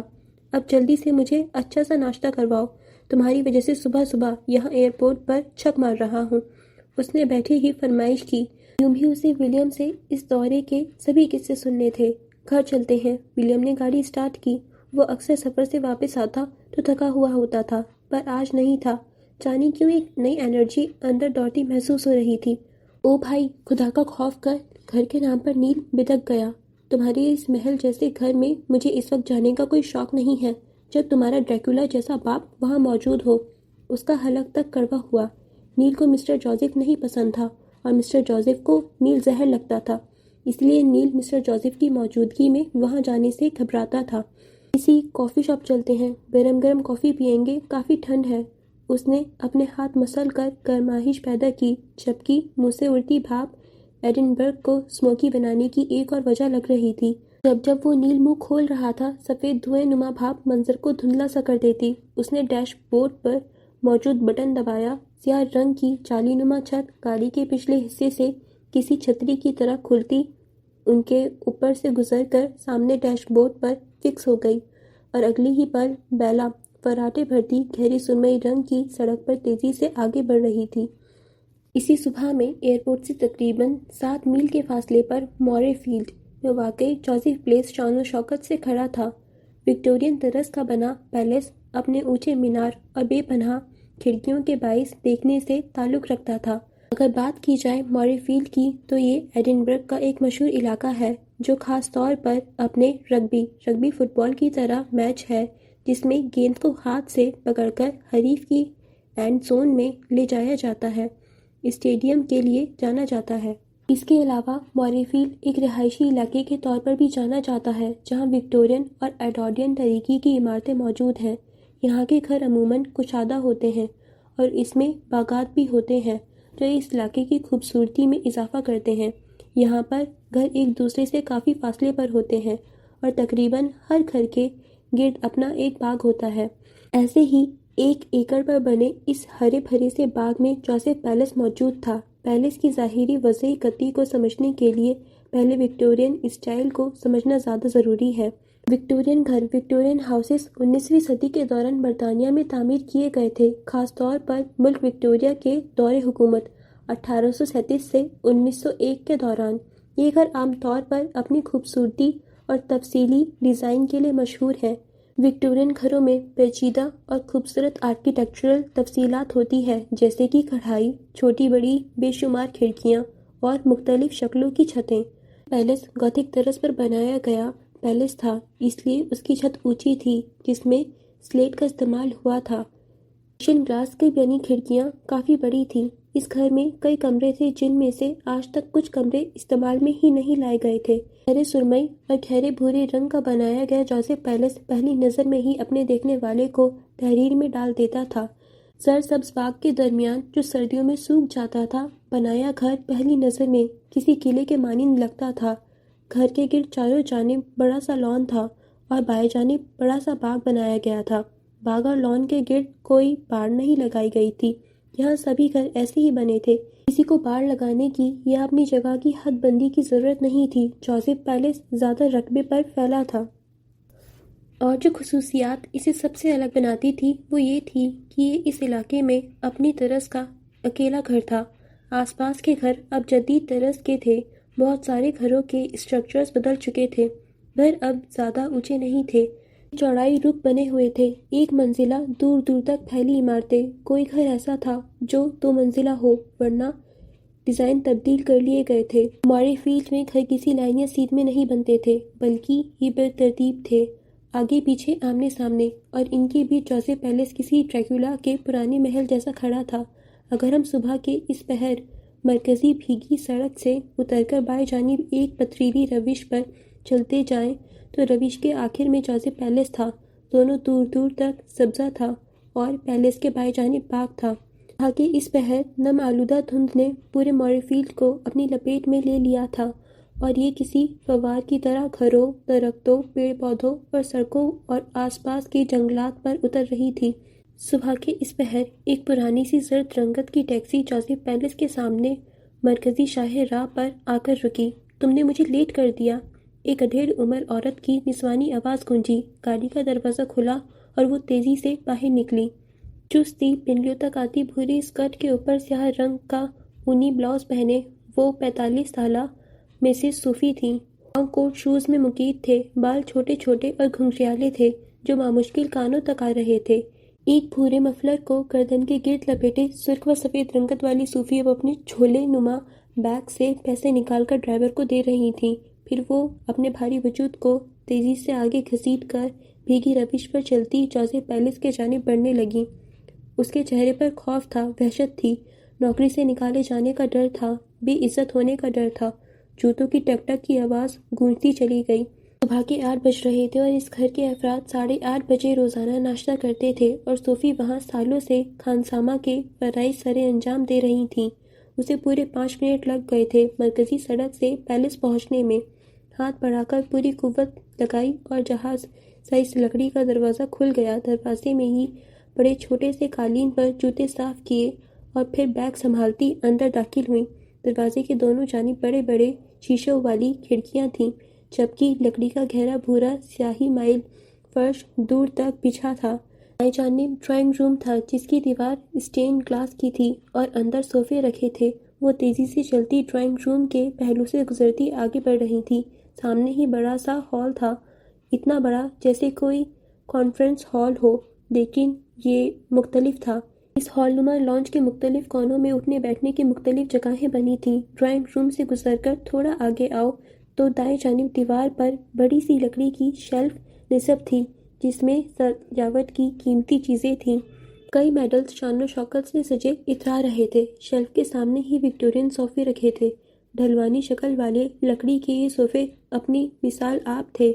گہرے میرون اور سیاہ رنگ کے امتزاج میں بنے صوفے جن کی ابھری ہوئی لکڑی پر نقش و نگار تھے۔ یہاں کھڑے ہو کر پورے لانچ کا نظارہ کیا جا سکتا تھا۔ مخالف سمت میں بائیں جانب گیسٹ روم تھے اور گیسٹ روم سے تھوڑا آگے ڈائننگ ہال اور اس کے ساتھ ہی بڑا سا کچن۔ ڈائننگ ہال سے تھوڑا آگے سیڑھیاں تھیں، لکڑی کی موٹی اور چوڑی سیڑھیاں جو بالائی منزل تک جا رہی تھیں۔ لانچ میں کئی کھڑکیاں تھیں جن پر بھاری عمدہ پردے ٹکے ہوئے تھے اور اس وقت وہ سب آدھے کھلے تھے جبکہ آدھے دونوں جانب سے بند تھے۔ شیلف کے سامنے صوفے چوکور شکل میں رکھے تھے، 3 ایک جانب 3 دوسرے جانب، 2 دائیں 2 بائیں، اور درمیان میں بیش قیمتی قالین کے اوپر بڑا سا میز رکھا تھا۔ اگر شیلف کے ساتھ دیکھا جائے تو دیوار پر 5 فٹ کی پینٹنگ لٹکی ہوئی تھی اور اس کے ساتھ کئی پرانی تصویریں۔ پینٹنگ مسٹر جوزف پیٹرسن کی تھی۔ پہلی ہی نظر دیکھنے پر وہ کوئی عام انسان بالکل نہیں لگتا تھا۔ سیاہ سوٹ پہنے وہ شخص اپنے کھڑے ہوئے نین نقوش اور سرد آنکھوں سے کوئی ویمپائر اور ڈریکولا ہی لگتا تھا۔ سرخ آنکھیں، سرخ ہونٹ، شاید انہیں اس پینٹنگ میں کسی ویمپائر کا روپ دیا گیا تھا۔ ہاتھوں کو دونوں جانب کی پینٹ میں الجھے وہ اپنی سرد آنکھوں سے ایسے لگتا تھا جیسے ہمیں ہی دیکھ رہا ہو۔ وہ پینٹنگ کے اندر سے ہی خون جمع دینے کی صلاحیت رکھتا تھا۔ صوفی اب تیزی سے چلتی کچن کے جانب بڑھ رہی تھی اور ایک شخص ہاتھ میں لمبا جھاڑو تھامے سیڑھیوں کے نیچے صفائی کرتا نظر آ رہا تھا۔ تم آج پھر لیٹ ہو گئی صوفی، جوزف کو پتہ چلا تو غضب ہو جائے گا۔ کچن سے نینی کی آواز ابھری۔ وہ خود ہی ناشتہ بنا رہی تھیں۔ آئی ایم سوری نینی، میں نے کوشش کی پر ٹیکسی نہیں ملی۔ وہ اپنا بیگ ایک جانب رکھتی تیزی سے برتن اٹھانے لگیں۔ میں بنا رہی ہوں ناشتہ، تم جاؤ دیکھو صفائی مکمل ہو گئی ہو تو برتن لگاؤ۔ کچن میں نینی اور صوفی کے علاوہ ایک نوجوان لڑکی بھی تھی جو انڈے چھیل رہی تھی۔ یہ صوفی کی زیر نگرانی میں کام کرتی تھی کہ نینی اسکاچ ہاٹ پاٹ کو بڑے سے پیالے میں انڈیل رہی تھی۔ صوفی کی اشارہ کرنے پر لڑکی انڈے چھوڑ کر تیزی سے باہر بھاگی۔ اس نے بھی بھوری اسکرٹ اور سیاہ اونی بلاؤز پہنا ہوا تھا جس کے اوپر ایپرن تھا اور سر پر ٹوپی تھی۔ لڑکی کے جانے کے بعد صوفی نے ایپرن پہن لیا۔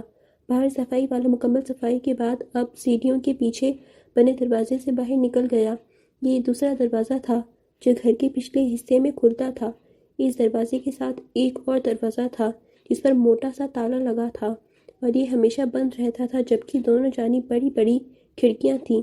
صوفی اب ناشتے کا سامان اٹھا کر جلدی جلدی ڈائننگ ہال میں رکھے میز پر دھر رہی تھی۔ ناشتے میں زیادہ تر ساسیجز، بیگن، انڈے، ہیرنگ اور ٹوسٹ شامل تھے۔ اس کے علاوہ اسکاچ ہاٹ پاٹ، ایک قسم کی سوپ جو مختلف قسم کی سبزیاں اور گوشت کے ساتھ بنایا جاتا ہے اور یہ سرد موسم میں خاص طور پر پسند کیا جاتا ہے، کا بڑا سا پیالہ موجود تھا۔ ڈائننگ ہال کی عقبی دیوار میں بڑا سا گہرا بھورے رنگ کا کھنٹا نصب تھا اور اس کے عین نیچے رکھی میز پر ایک جگہ گراموفون، ایک طرح کا میوزیکل آلہ، رکھا تھا، جبکہ دوسری جانب ٹیلی فون تھا۔ ڈائننگ ہال اوپن تھا اور یہ لان سے ہی ملحقہ تھا۔ جیسے ہی 8:30 کا گھنٹہ بجا، صوفی اور وہ لڑکی بونی ایک جانب ادب سے کھڑے ہو گئے۔ نینی سربراہی کرسی کے قریب کھڑی تھیں۔ رتیل شکل کا یہ منظر طرح طرح لوازمات سے سجا ہوا تھا۔ سیڑھیوں پر دوڑنے کی آواز ابھری اور دیکھتے ہی دیکھتے جارج اور نسا بھاگتے ہوئے آئے۔ مارننگ نینی، دونوں نے باری باری نینو کے دونوں گالوں کو چھوا اور پھر سربراہی کرسی کے دونوں جانب بیٹھ گئے۔ قدموں کی چاپ ایک بار پھر سے ابھری اور اس بار مسٹر جوزف آتے دکھائی دیے۔ سیاہ ڈریس پینٹ پر گہرے رنگ کا اوور کوٹ پہنے، بالوں کو جیل کی مدد سے پیچھے جمائے، چمچماتے جوتے پہنے وہ ایک ایک زینہ اتر رہے تھے۔ چہرہ سپاٹ تھا، آنکھیں سرد۔ ہر روز اسی وقت پر وہ یہ زینے اترتے تھے، ہر روز اسی وقت پر ناشتہ ہوتا تھا، ہر روز اسی وقت پر ہر چیز پرفیکٹلی تیار ہوتی تھی۔ صوفی اور بونی کے پاس اب ہاتھ باندھے ہوئے ان کا ذاتی ملازم کھڑا تھا۔ گڈ مارننگ نینی، وہ قدم دھرتے نیچے اترتے آئے اور پھر نسا اور جارج کی طرح انہوں نے بھی نینی کے گال پر پیار کیا۔ نینی ہولے سے مسکرائیں۔ 65 سالہ نینی ایک حبشی خاتون تھی۔ وہ مسٹر جوزف کی آیا تھیں اور مسٹر جوزف انہیں ماں کا درجہ دیتے تھے۔ بیٹھ جائیں، نینی کو کندھوں سے پکڑتے دوسرے جانب کی سربراہی کرسی پر بیٹھانے کے بعد اب وہ اپنی کرسی پر بیٹھ چکے تھے۔ نسا اور جارج خاموشی سے بیٹھے تھے۔ کیسے ہو تم دونوں؟ انہوں نے بیٹھتے ہی دونوں سے پوچھا۔ تر و تازہ تھی، جبکہ جارج کی آنکھیں شدید نیند سے بھری تھیں۔ اس کی یونیورسٹی کی چھٹی تھی، لیکن ناشتے کے لیے سب کا ایک ساتھ ہونا ضروری تھا۔ ڈائننگ ہال میں اس وقت سوپ کی اشتہا انگیز خوشبو نتنوں سے ٹکرا رہی تھی۔ فائن ڈیڈ، دونوں یک زبان بولے۔ چلو پہلے دعا مانگتے ہیں۔ ایک ہاتھ کی مٹھی پر دوسرا ہاتھ جمائے وہ سب آنکھیں بند کر کے زیر لب کچھ مانگ رہے تھے اور پھر آمین کی آواز ابھری۔ نینی کے اشارے پر صوفی نے آگے بڑھ کر ناشتہ پیش کرنا شروع کیا۔ بڑی نفاست اور خاموشی کے ساتھ کھانا شروع ہوا۔ جوزف نے ان دونوں سے ان کی پڑھائی کا پوچھا۔ کچھ پتہ ہے ولیم کہاں گیا ہے؟ جیسے ہی ناشتہ ختم ہوا مسٹر جوزف ہولے سے بولے۔ چہرہ ابھی بھی سپاٹ تھا، جبکہ نسا اور جارج کے دل کی دھڑکن تیز ہوئی۔ دونوں نے گھبرا کر ایک دوسرے کو دیکھا۔ نہیں پتا ڈیڈ، اس بار اس نے ابھی تک کوئی ویڈیو اپلوڈ نہیں کی ہے۔ لہجے کو ہر درجہ نارمل بنانے کی کوشش کی گئی، جبکہ مسٹر جوزف نے کچھ سمجھتے ہوئے اس بات میں سر ہلا دیا اور اگلے ہی پل وہ میز سے اٹھ کھڑے ہوئے۔ ان کا ملازم جو بیگ تھامے کھڑا تھا تیزی سے آگے بڑھتا، جبکہ نینی ابھی خاموش تھیں۔ وہ اب خدا حافظ کہتے خارجی دروازے کی جانب بڑھ رہے تھے، جبکہ ملازم پیچھے پیچھے تھا۔ پھر وہ اچانک رک گئے اور ان کے رکنے پر نسا، جارج اور نینی تینوں کا سانس رک گیا۔ تم لوگوں کی بات ہوئی ہے اس سے؟ کچھ بتایا کب تک آ رہا ہے؟ اگلا سوال ابھرا۔ نسا نے بس کندھے اچکانے پر اتفاق کیا۔ نہیں، بات نہیں ہوئی، جارج نے بامشکل جواب دیا۔ مسٹر جوزف نے ایک بار پھر سے اس بات میں سر ہلایا اور جانے کے لیے بڑھے۔ پیچھے ایک گہرا سناٹا چھا گیا۔ وہ سب اپنا سانس روکے کھڑے تھے۔ انہیں شور پسند نہیں تھا اور باقی سب اپنی سانس چلنے کی آواز تک روک لیتے تھے۔ جب وہ لانچ عبور کر کے ڈرائنگ روم تک پہنچے، بڑے سے گھنٹے کے نیچے رکھا ٹیلی فون زور سے چنگھاڑا۔ نسا کی بے ساختہ چیخ ابھری، جسے اس نے منہ پر ہاتھ رکھتے دبایا، جبکہ باقی سب اپنی اپنی جگہ پر اچھل پڑے۔ ٹیلی فون بج رہا تھا اور مسٹر جوزف کے قدم ساکت ہوئے۔ کچھ پل وہ یوں ہی کھڑے رہے اور پھر پلٹ کر دیکھا۔ یہ ٹیلی فون نہیں بلکہ خطرے کی گھنٹی تھا اور خطرہ ولیم سے جڑا تھا۔ مسٹر جوزف نے ایک گہرا سانس فضا میں خارج کیا، جبکہ جارج تیزی سے چنگھاڑتے فون کی طرف لپکا۔ آ گیا ولیم جوزف واپس۔ وہ اب جبڑے پیچھے کھڑے تھے۔ کچھ نہ کچھ غلط ہونا تھا، اور کیا غلط ہونا تھا اب جارج فون رکھ کر ہی بتا سکتا تھا۔ نیل اور ولیم صبح کے اس پہر ایک ریستوران میں بیٹھے تھے جہاں لوگ ناشتہ کرنے آتے تھے۔ گلاس وال کے قریب رکھے گول میز پر وہ دونوں آمنے سامنے بیٹھے تھے۔ پورے ریستوران میں ناشتے کی مہک پھیلی تھی۔ ولیم نے منہ ہاتھ دھو کر اور جیکٹ اتار کر ایک جانب کرسی پر لٹکا دی۔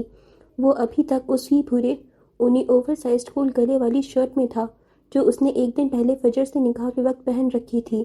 اس بھوری شرٹ میں اس کی رنگت نمایاں تھی۔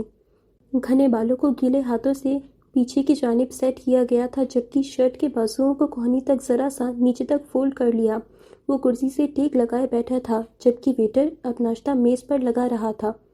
گرم گرم سوپ اور کڈنی پائی کو دیکھ کر نیل کی رال ٹپکنے کے ساتھ ساتھ ولیم کی بھوک بھی جاگ اٹھی۔ کڈنی پائی ایک روایتی اسکاش ڈش ہے جو گائے یا بھیڑ کی گردے، گوشت اور مختلف سبزیوں کے ساتھ تیار کی جاتی ہے۔ یہ پائی پیسٹری کی تہوں میں لپٹی ہوتی ہے جو اسے کرنچی اور مزیدار بناتی ہے۔ یہ گرم اور تسکین بخش ہوتی ہے، اس لیے زیادہ تر سردیوں میں کھائی جاتی ہے۔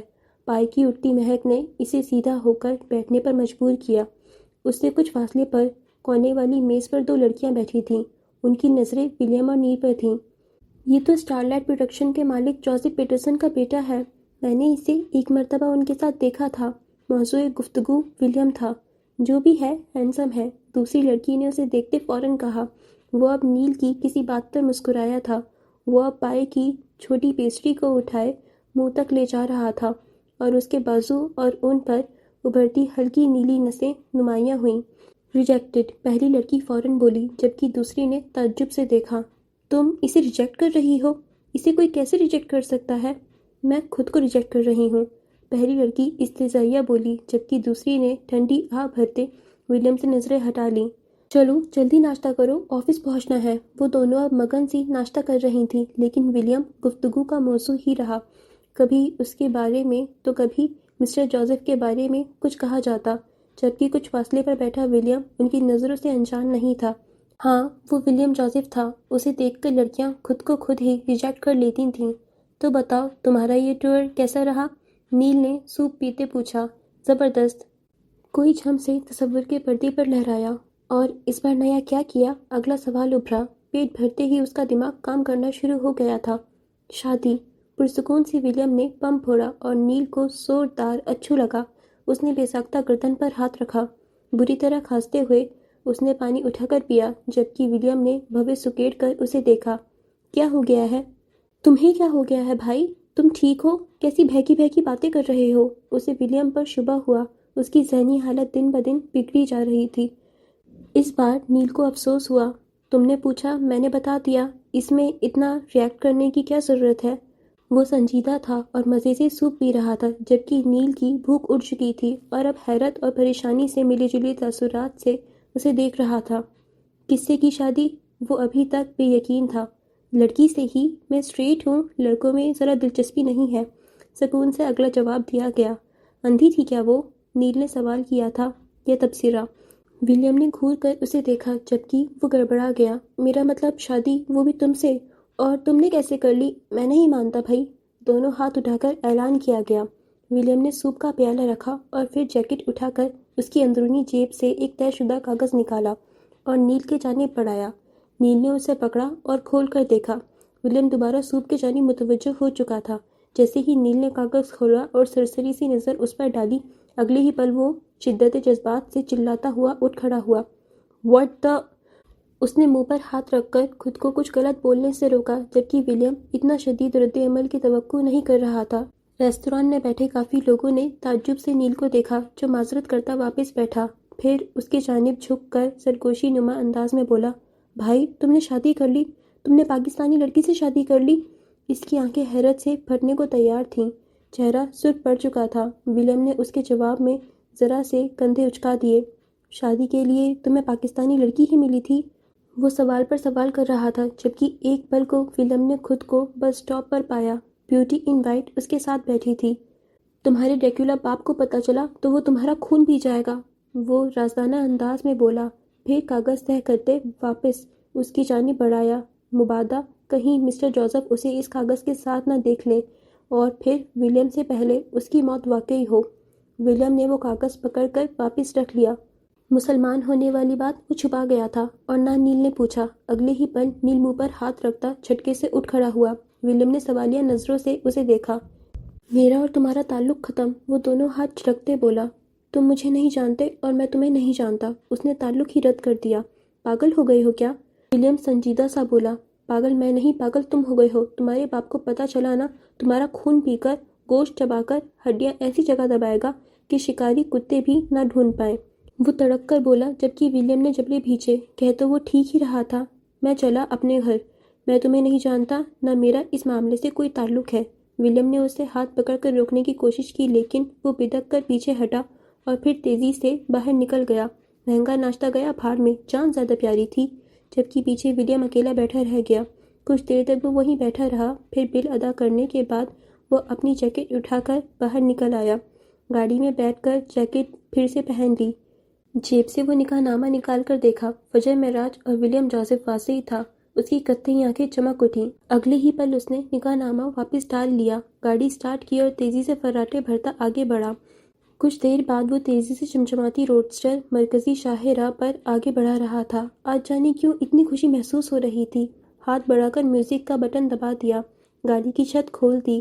ہڈیاں چیرتی ٹھنڈی تیز ہوا اس کے چہرے سے ٹکرائی۔ گاڑی میں میوزک کی تیز آواز گونج رہی تھی، آنکھوں میں سرد پن اتر آیا۔ اب وہ گاڑیوں کو کٹ کرتا آگے بڑھ رہا تھا۔ ہارن کی آواز گونجنے لگی، بل کھاتی اس کی گاڑی کسی ناگن کی طرح بھاگ رہی تھی۔ لوگ اسے پاگل سمجھ رہے تھے اور اپنی گاڑیوں کا بچاؤ کرتے اسے گالیاں دے رہے تھے۔ گاڑیوں کو اوورٹیک کرتا وہ جس قدر تیزی سے جا رہا تھا، اس کی وجہ سے کچھ گاڑیوں کی بریک لگی۔ لوگ گاڑی سے باہر منہ نکال کر اسے گالیاں دینے لگے۔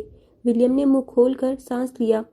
سالوں کی حبس تھی جو آج باہر نکل آئی تھی۔ تصور میں ایک بوڑھا چہرہ ابھرا جس کی آنکھوں میں بے یقینی تھی۔ اگلے ہی پل جوزف پیٹرسن کا چہرہ سامنے آیا۔ وہ وقت جب انہیں پتہ چلے گا کہ ولیم پاکستانی مسلمان لڑکی سے شادی کر چکا تھا، کیا نظارہ ہوگا وہ۔ جوزف پیٹرسن پہلی بار شکست کھائے گا۔ کتنا مسرور تھا وہ یہ سب سوچ سوچ کر۔ زیادہ ہوا میں اڑنے کی ضرورت نہیں ہے۔ پہلو سے ابھرنے والی آواز پر وہ جھٹکے سے مڑا اور اگلے ہی پل حیرت سے اس کی آنکھیں پھیلیں۔ بیوٹی ان وائٹ اپنے جنتر منتر لیے بیٹھی تھی، کھا جانے والی نظروں سے اسے گھورتے ہوئے۔ اس شادی کی کوئی حقیقت نہیں ہے۔ اگلے ہی پل اس کی آنکھوں میں درد ابھرا۔ اسٹیئرنگ پر ولیم کے ہاتھوں کی گرفت ڈھیلی پڑی۔ وہ حیرانی سے اسے دیکھ رہا تھا۔ ذہن بھٹک گیا۔ ایڈنبرگ غائب ہوا، ٹریفک اور اس کا شور بھی۔ وہ دونوں بس اسٹاپ پر تھے۔ وہ بے ساختہ اسے دیکھے جا رہا تھا۔ بھول گیا تھا اس کی گاڑی اوور سپیڈ تھی۔ وہ اسے پکارنا چاہتا تھا، کچھ کہنا چاہتا تھا، لیکن اگلے ہی پل ہارن کی کان کے پردے پھاڑنے والی آواز ابھری۔ وہ کسی خواب سے جاگا۔ گردن سیدھی کی، اسٹیئرنگ پر گرفت جمائی، گاڑی کا رخ موڑنا چاہا، پر دیر ہو چکی تھی۔ گاڑی جس رفتار سے بھاگ رہی تھی سنبھل نہیں پائی اور سڑک کے ایک کنارے کھڑے ٹرک سے جا ٹکرائی۔ زوردار دھماکہ ہوا اور پھر خاموشی چھا گئی۔ معراج الدین کے گھر کے سامنے ہجوم تھا۔ لوگ آ جا رہے تھے۔ پچھلی رات معراج الدین دل کا دورہ پڑنے کے باعث انتقال کر گیا تھا۔ جنازہ ظہر کے بعد تھا۔ کھلے صحن میں تمبو لگا کر بیٹھنے کی جگہ بنائی گئی۔ محلے کی ساری عورتیں جمع تھیں۔ کچھ عورتیں اور لڑکیاں معراج الدین کی چارپائی کے گرد ہاتھوں میں سورہ یاسین اور سپارے پکڑے کھڑی تھیں اور ہل ہل کر زور زور سے پڑھنے میں مگن تھیں۔ رات کو ان کے گھر سے رونے پیٹنے کی آوازیں آ رہی تھیں۔ کچھ تو ایسا ضرور ہوا ہوگا جس سے بیچارے معراج الدین کی موت ہو گئی۔ محلے کی عورتیں آدھا منہ دوپٹے میں چھپائے کھسر پھسر کر رہی تھیں، جبکہ کچھ فاصلے پر فجر بیٹھی تھی کسی لاش کی طرح۔ اس کا چہرہ نیلا پڑ چکا تھا اور سوکھا ہوا بھی، آنکھیں خشک اور ویران تھیں، ایک آنسو بھی نہیں تھا۔ وہ اکڑی ہوئی تھی، پورا جسم اکڑا ہوا تھا، ذرا سا سانس لینے پر ہی درد کی ٹیسیں اٹھنے لگتیں۔ سفید رنگ کی چادر اوڑھے وہ زندہ لاش لگ رہی تھی۔ ہڈیوں میں اتنا درد تھا جیسے ساری ٹوٹ گئی ہوں۔ دیکھ فجر کو کیسے بیٹھی ہے، باپ کے لیے ایک آنسو نہیں نکلا۔ اب اس پر تبصرے کیے جا رہے تھے۔ ہلتے ہلاتے عورتوں میں سے کوئی اس سے ٹکرا گئی اور فجر کی درد کے باعث سسکی ابھری، آنکھیں اذیت سے مچلیں، ہونٹ آپس میں پیوست کر لیے۔ سردی کی چوٹ تھی، درد جانے کا نام ہی نہیں لے رہا تھا۔ اماں ابا کی چارپائی کے پاس بیٹھی آنسو بہا رہی تھیں۔ سالوں کا ساتھی اکیلا چھوڑ کر چلا گیا تھا۔ کوئی اپنا نہیں تھا، کوئی رشتہ دار نہیں تھا۔ محلے والوں نے ہی مل کر سارا انتظام کیا تھا۔ فجر رولے پتر کسی بوڑھی عورت نے اسے پکڑ کر سینے سے لگا لیا تاکہ وہ رو کر اپنا دل ہلکا کر لے، پر وہ آنسو کہاں سے لاتی؟ سب بہا دیے تھے، سب ختم ہو چکا تھا۔ کچھ لوگ مر جاتے ہیں، انہیں دفنا دیا جاتا ہے، جبکہ کچھ لوگ مر تو جاتے ہیں پر انہیں موت نہیں آتی، انہیں دفنایا نہیں جاتا، وہ زندہ رہتے ہیں، انہیں زندہ رہنا پڑتا ہے، اور فجر کو بھی زندہ رہنا تھا۔ جاری ہے۔ اوکے فرینڈز، تو اسی کے ساتھ ہمارا ایپیسوڈ 3 یہیں پر اینڈ ہوتا ہے۔ اوکے فرینڈز، تو ایپیسوڈ بہت بہت بہت زیادہ اچھا تھا، مجھے بہت زیادہ انٹرٹیننگ لگا، بہت زیادہ انگیجنگ تھا، اینڈ سب کچھ ایسے ہو گیا، فجر اور ولیم کی شادی ہو گئی، ولیم مسلمان بن گیا، اینڈ اس پہ ابھی کافی سارے فلیش بیکس آئیں گے، بٹ مجھے بہت زیادہ انٹرسٹنگ اسٹوری لگ رہی ہے۔ اس ایپیسوڈ میں ایک بہت زیادہ اچھی چیز تھی جو میں آپ کو بتاؤں گی۔ ارسل نے فجر کو دوبارہ کال کی تھی اینڈ اس نے فجر کو آفر کی تھی کہ میں تم سے شادی کر لیتا ہوں اور تمہیں چھپا کے اپنی فیملی سے کہیں اور رکھوں گا، بٹ میں تم سے محبت کرتا ہوں تو تمہیں چھوڑ نہیں سکتا۔ بٹ اس ٹائم فجر نے اتنا اچھا ڈیسیژن لیا کہ فجر نے اپنے لیے اسٹینڈ لیا۔ فجر نے اس کی بات میں نہیں آئی، ارسل کی باتوں میں، کہ ٹھیک ہے میں چھپ کے شادی کر لوں گی، کیونکہ جو آپ کو دنیا کے سامنے ایکسیپٹ نہیں کر سکتا وہ پھر کیا کرے گا؟ وہ تو کہہ دے گا نا کہ تم نے چھپ کے شادی کی ہے، تمہارا اور میرا کیا بولتے ہیں دنیا کو تعلق تک نہیں پتہ۔ تو وہ آپ کے لیے جب دنیا کے سامنے اسٹینڈ نہیں لے سکتا تو پھر اکیلے میں تو کیا ہی سپورٹ کرے گا؟ اوکے محبت کرتا ہوگا ارسل، پر اسٹینڈ تو نہیں لے سکا نا اپنے ابا اماں کے سامنے۔ محبت کر لی جائے اور اسٹینڈ نہ لیا جائے تو دیٹس ناٹ فیئر۔ اور ایک بہت زیادہ کیوٹ سی چیز تھی، ولیم کو فجر سے محبت ہو گئی ہے۔ یہ میں نے کیا بولتے ہیں نوٹ کر لیا ہے، بیکاز جس طریقے سے نور نے بتایا ہے کہ ولیم فجر کے بارے میں سوچ رہا ہے، ایک تو وہ جس طریقے سے اس کو ایڈمائر کرتا ہے مجھے اتنا اچھا لگتا ہے۔ ہمیشہ جس طریقے سے پیار سے اس کو بولتا ہے بیوٹی ان ریڈ، بیوٹی ان پرپل، بیوٹی ان وائٹ، اور اس کا احترام بھی کرتا ہے، اس سے ڈرتا بھی ہے۔ تو بہت زیادہ کیوٹ کیوٹ چیزیں اس کو امیجن کر رہا تھا ولیم، اینڈ دین اس کی کار ٹرک سے ٹکرا گئی، آؤٹ آف کنٹرول چلی گئی اینڈ ایکسیڈنٹ ہو گیا۔ چلیے کوئی نہیں، اب دیکھتے ہیں آگے کیا ہوتا ہے۔ اچھا پھر دیکھتے ہیں فجر کے ابا کا انتقال ہو گیا۔ فجر کی اماں نے اس کو اتنا زیادہ مارا، مطلب مجھے اچھا نہیں لگا یار۔ ٹھیک ہے فجر نے شادی کر لی، بٹ اس کی اماں نے اس کو بیلن سے مارا اتنی بری طرح، اور ان کے ابا کو بھی ہارٹ اٹیک آ گیا۔ مطلب اتنا زیادہ شاکنگ لگا انہیں۔ فجر تو اپنی مرضی کا ہی سب کچھ کرتی تھی نا، اس نے محبت کر رکھی تھی، اور سب کچھ وہ اپنے ڈیسیجن جب خود لیتی تھی تو اتنا زیادہ بھی شاکنگ نہیں تھا اس کے ابا کے لیے، بٹ چلو سب پہ ڈیپینڈ کرتا ہے۔ نور نے اتنی اچھی یہ ایپیسوڈ لکھی ہے، مجھے بہت زیادہ انٹرٹیننگ انگیجنگ لگی۔ نیکسٹ ایپیسوڈ کے لیے میں بہت زیادہ ایکسائٹیڈ ہوں گی۔ اب ان کی شادی ہو چکی تو دیکھتے ہیں آگے کیا ہوتا ہے۔ آپ بتائیے گا کامنٹس میں کہ آپ کو کیسی لگ رہی ہے اسٹوری، آپ کو ناول کیسی لگ رہی ہے۔ آئی ایم سوری آج کے ایپیسوڈ میں میرا تھوڑا گلا خراب تھا، اور پھر باہر بارش بھی ہو رہی تھی، بہت تیز بارش ہو رہی تھی اور بجلی بھی کڑک رہی تھی، تو اگر آپ کو بیک گراؤنڈ میں تھوڑا ڈسٹربنس محسوس ہو رہا ہو تو I am literally sorry for that. میں نے کوشش کی کہ میں جلدی ایپیسوڈ اپلوڈ کر سکوں، بٹ تھوڑا سا ڈیلے ہو گیا بیکاز یہ ایپیسوڈ کافی لانگ تھی، بٹ آگے میں جلدی اپلوڈ کرنے کی ٹرائی کروں گی۔ تب تک کے لیے آپ جلدی سے ہمارے چینل کو سبسکرائب کر لیجئے، ہماری انسٹاگرام پیج کو فالو کر لیجئے۔ انسٹاگرام پہ ہم اپنی کیوٹ سی اچھی سی ریل اپلوڈ کرتے ہیں، ناول بیسڈ ریلز، اور تھوڑا باتیں بھی کرتے ہیں، تو آپ دیکھ لیجیے گا، انٹریکشن ہو جائے گی وہاں پہ۔ اور پھر اگر آپ کو ہماری نریشن پسند آ رہی ہے، ہماری ویڈیوز اچھی لگ رہی ہیں، تو پلیز ان کو لائک کر دیجیے، اپنے فیملی اینڈ فرینڈس کے ساتھ شیئر کر دیجیے۔ تو چلیے فرینڈس، ملتے ہیں اگلی قسط میں۔ Take care of your self. خدا حافظ۔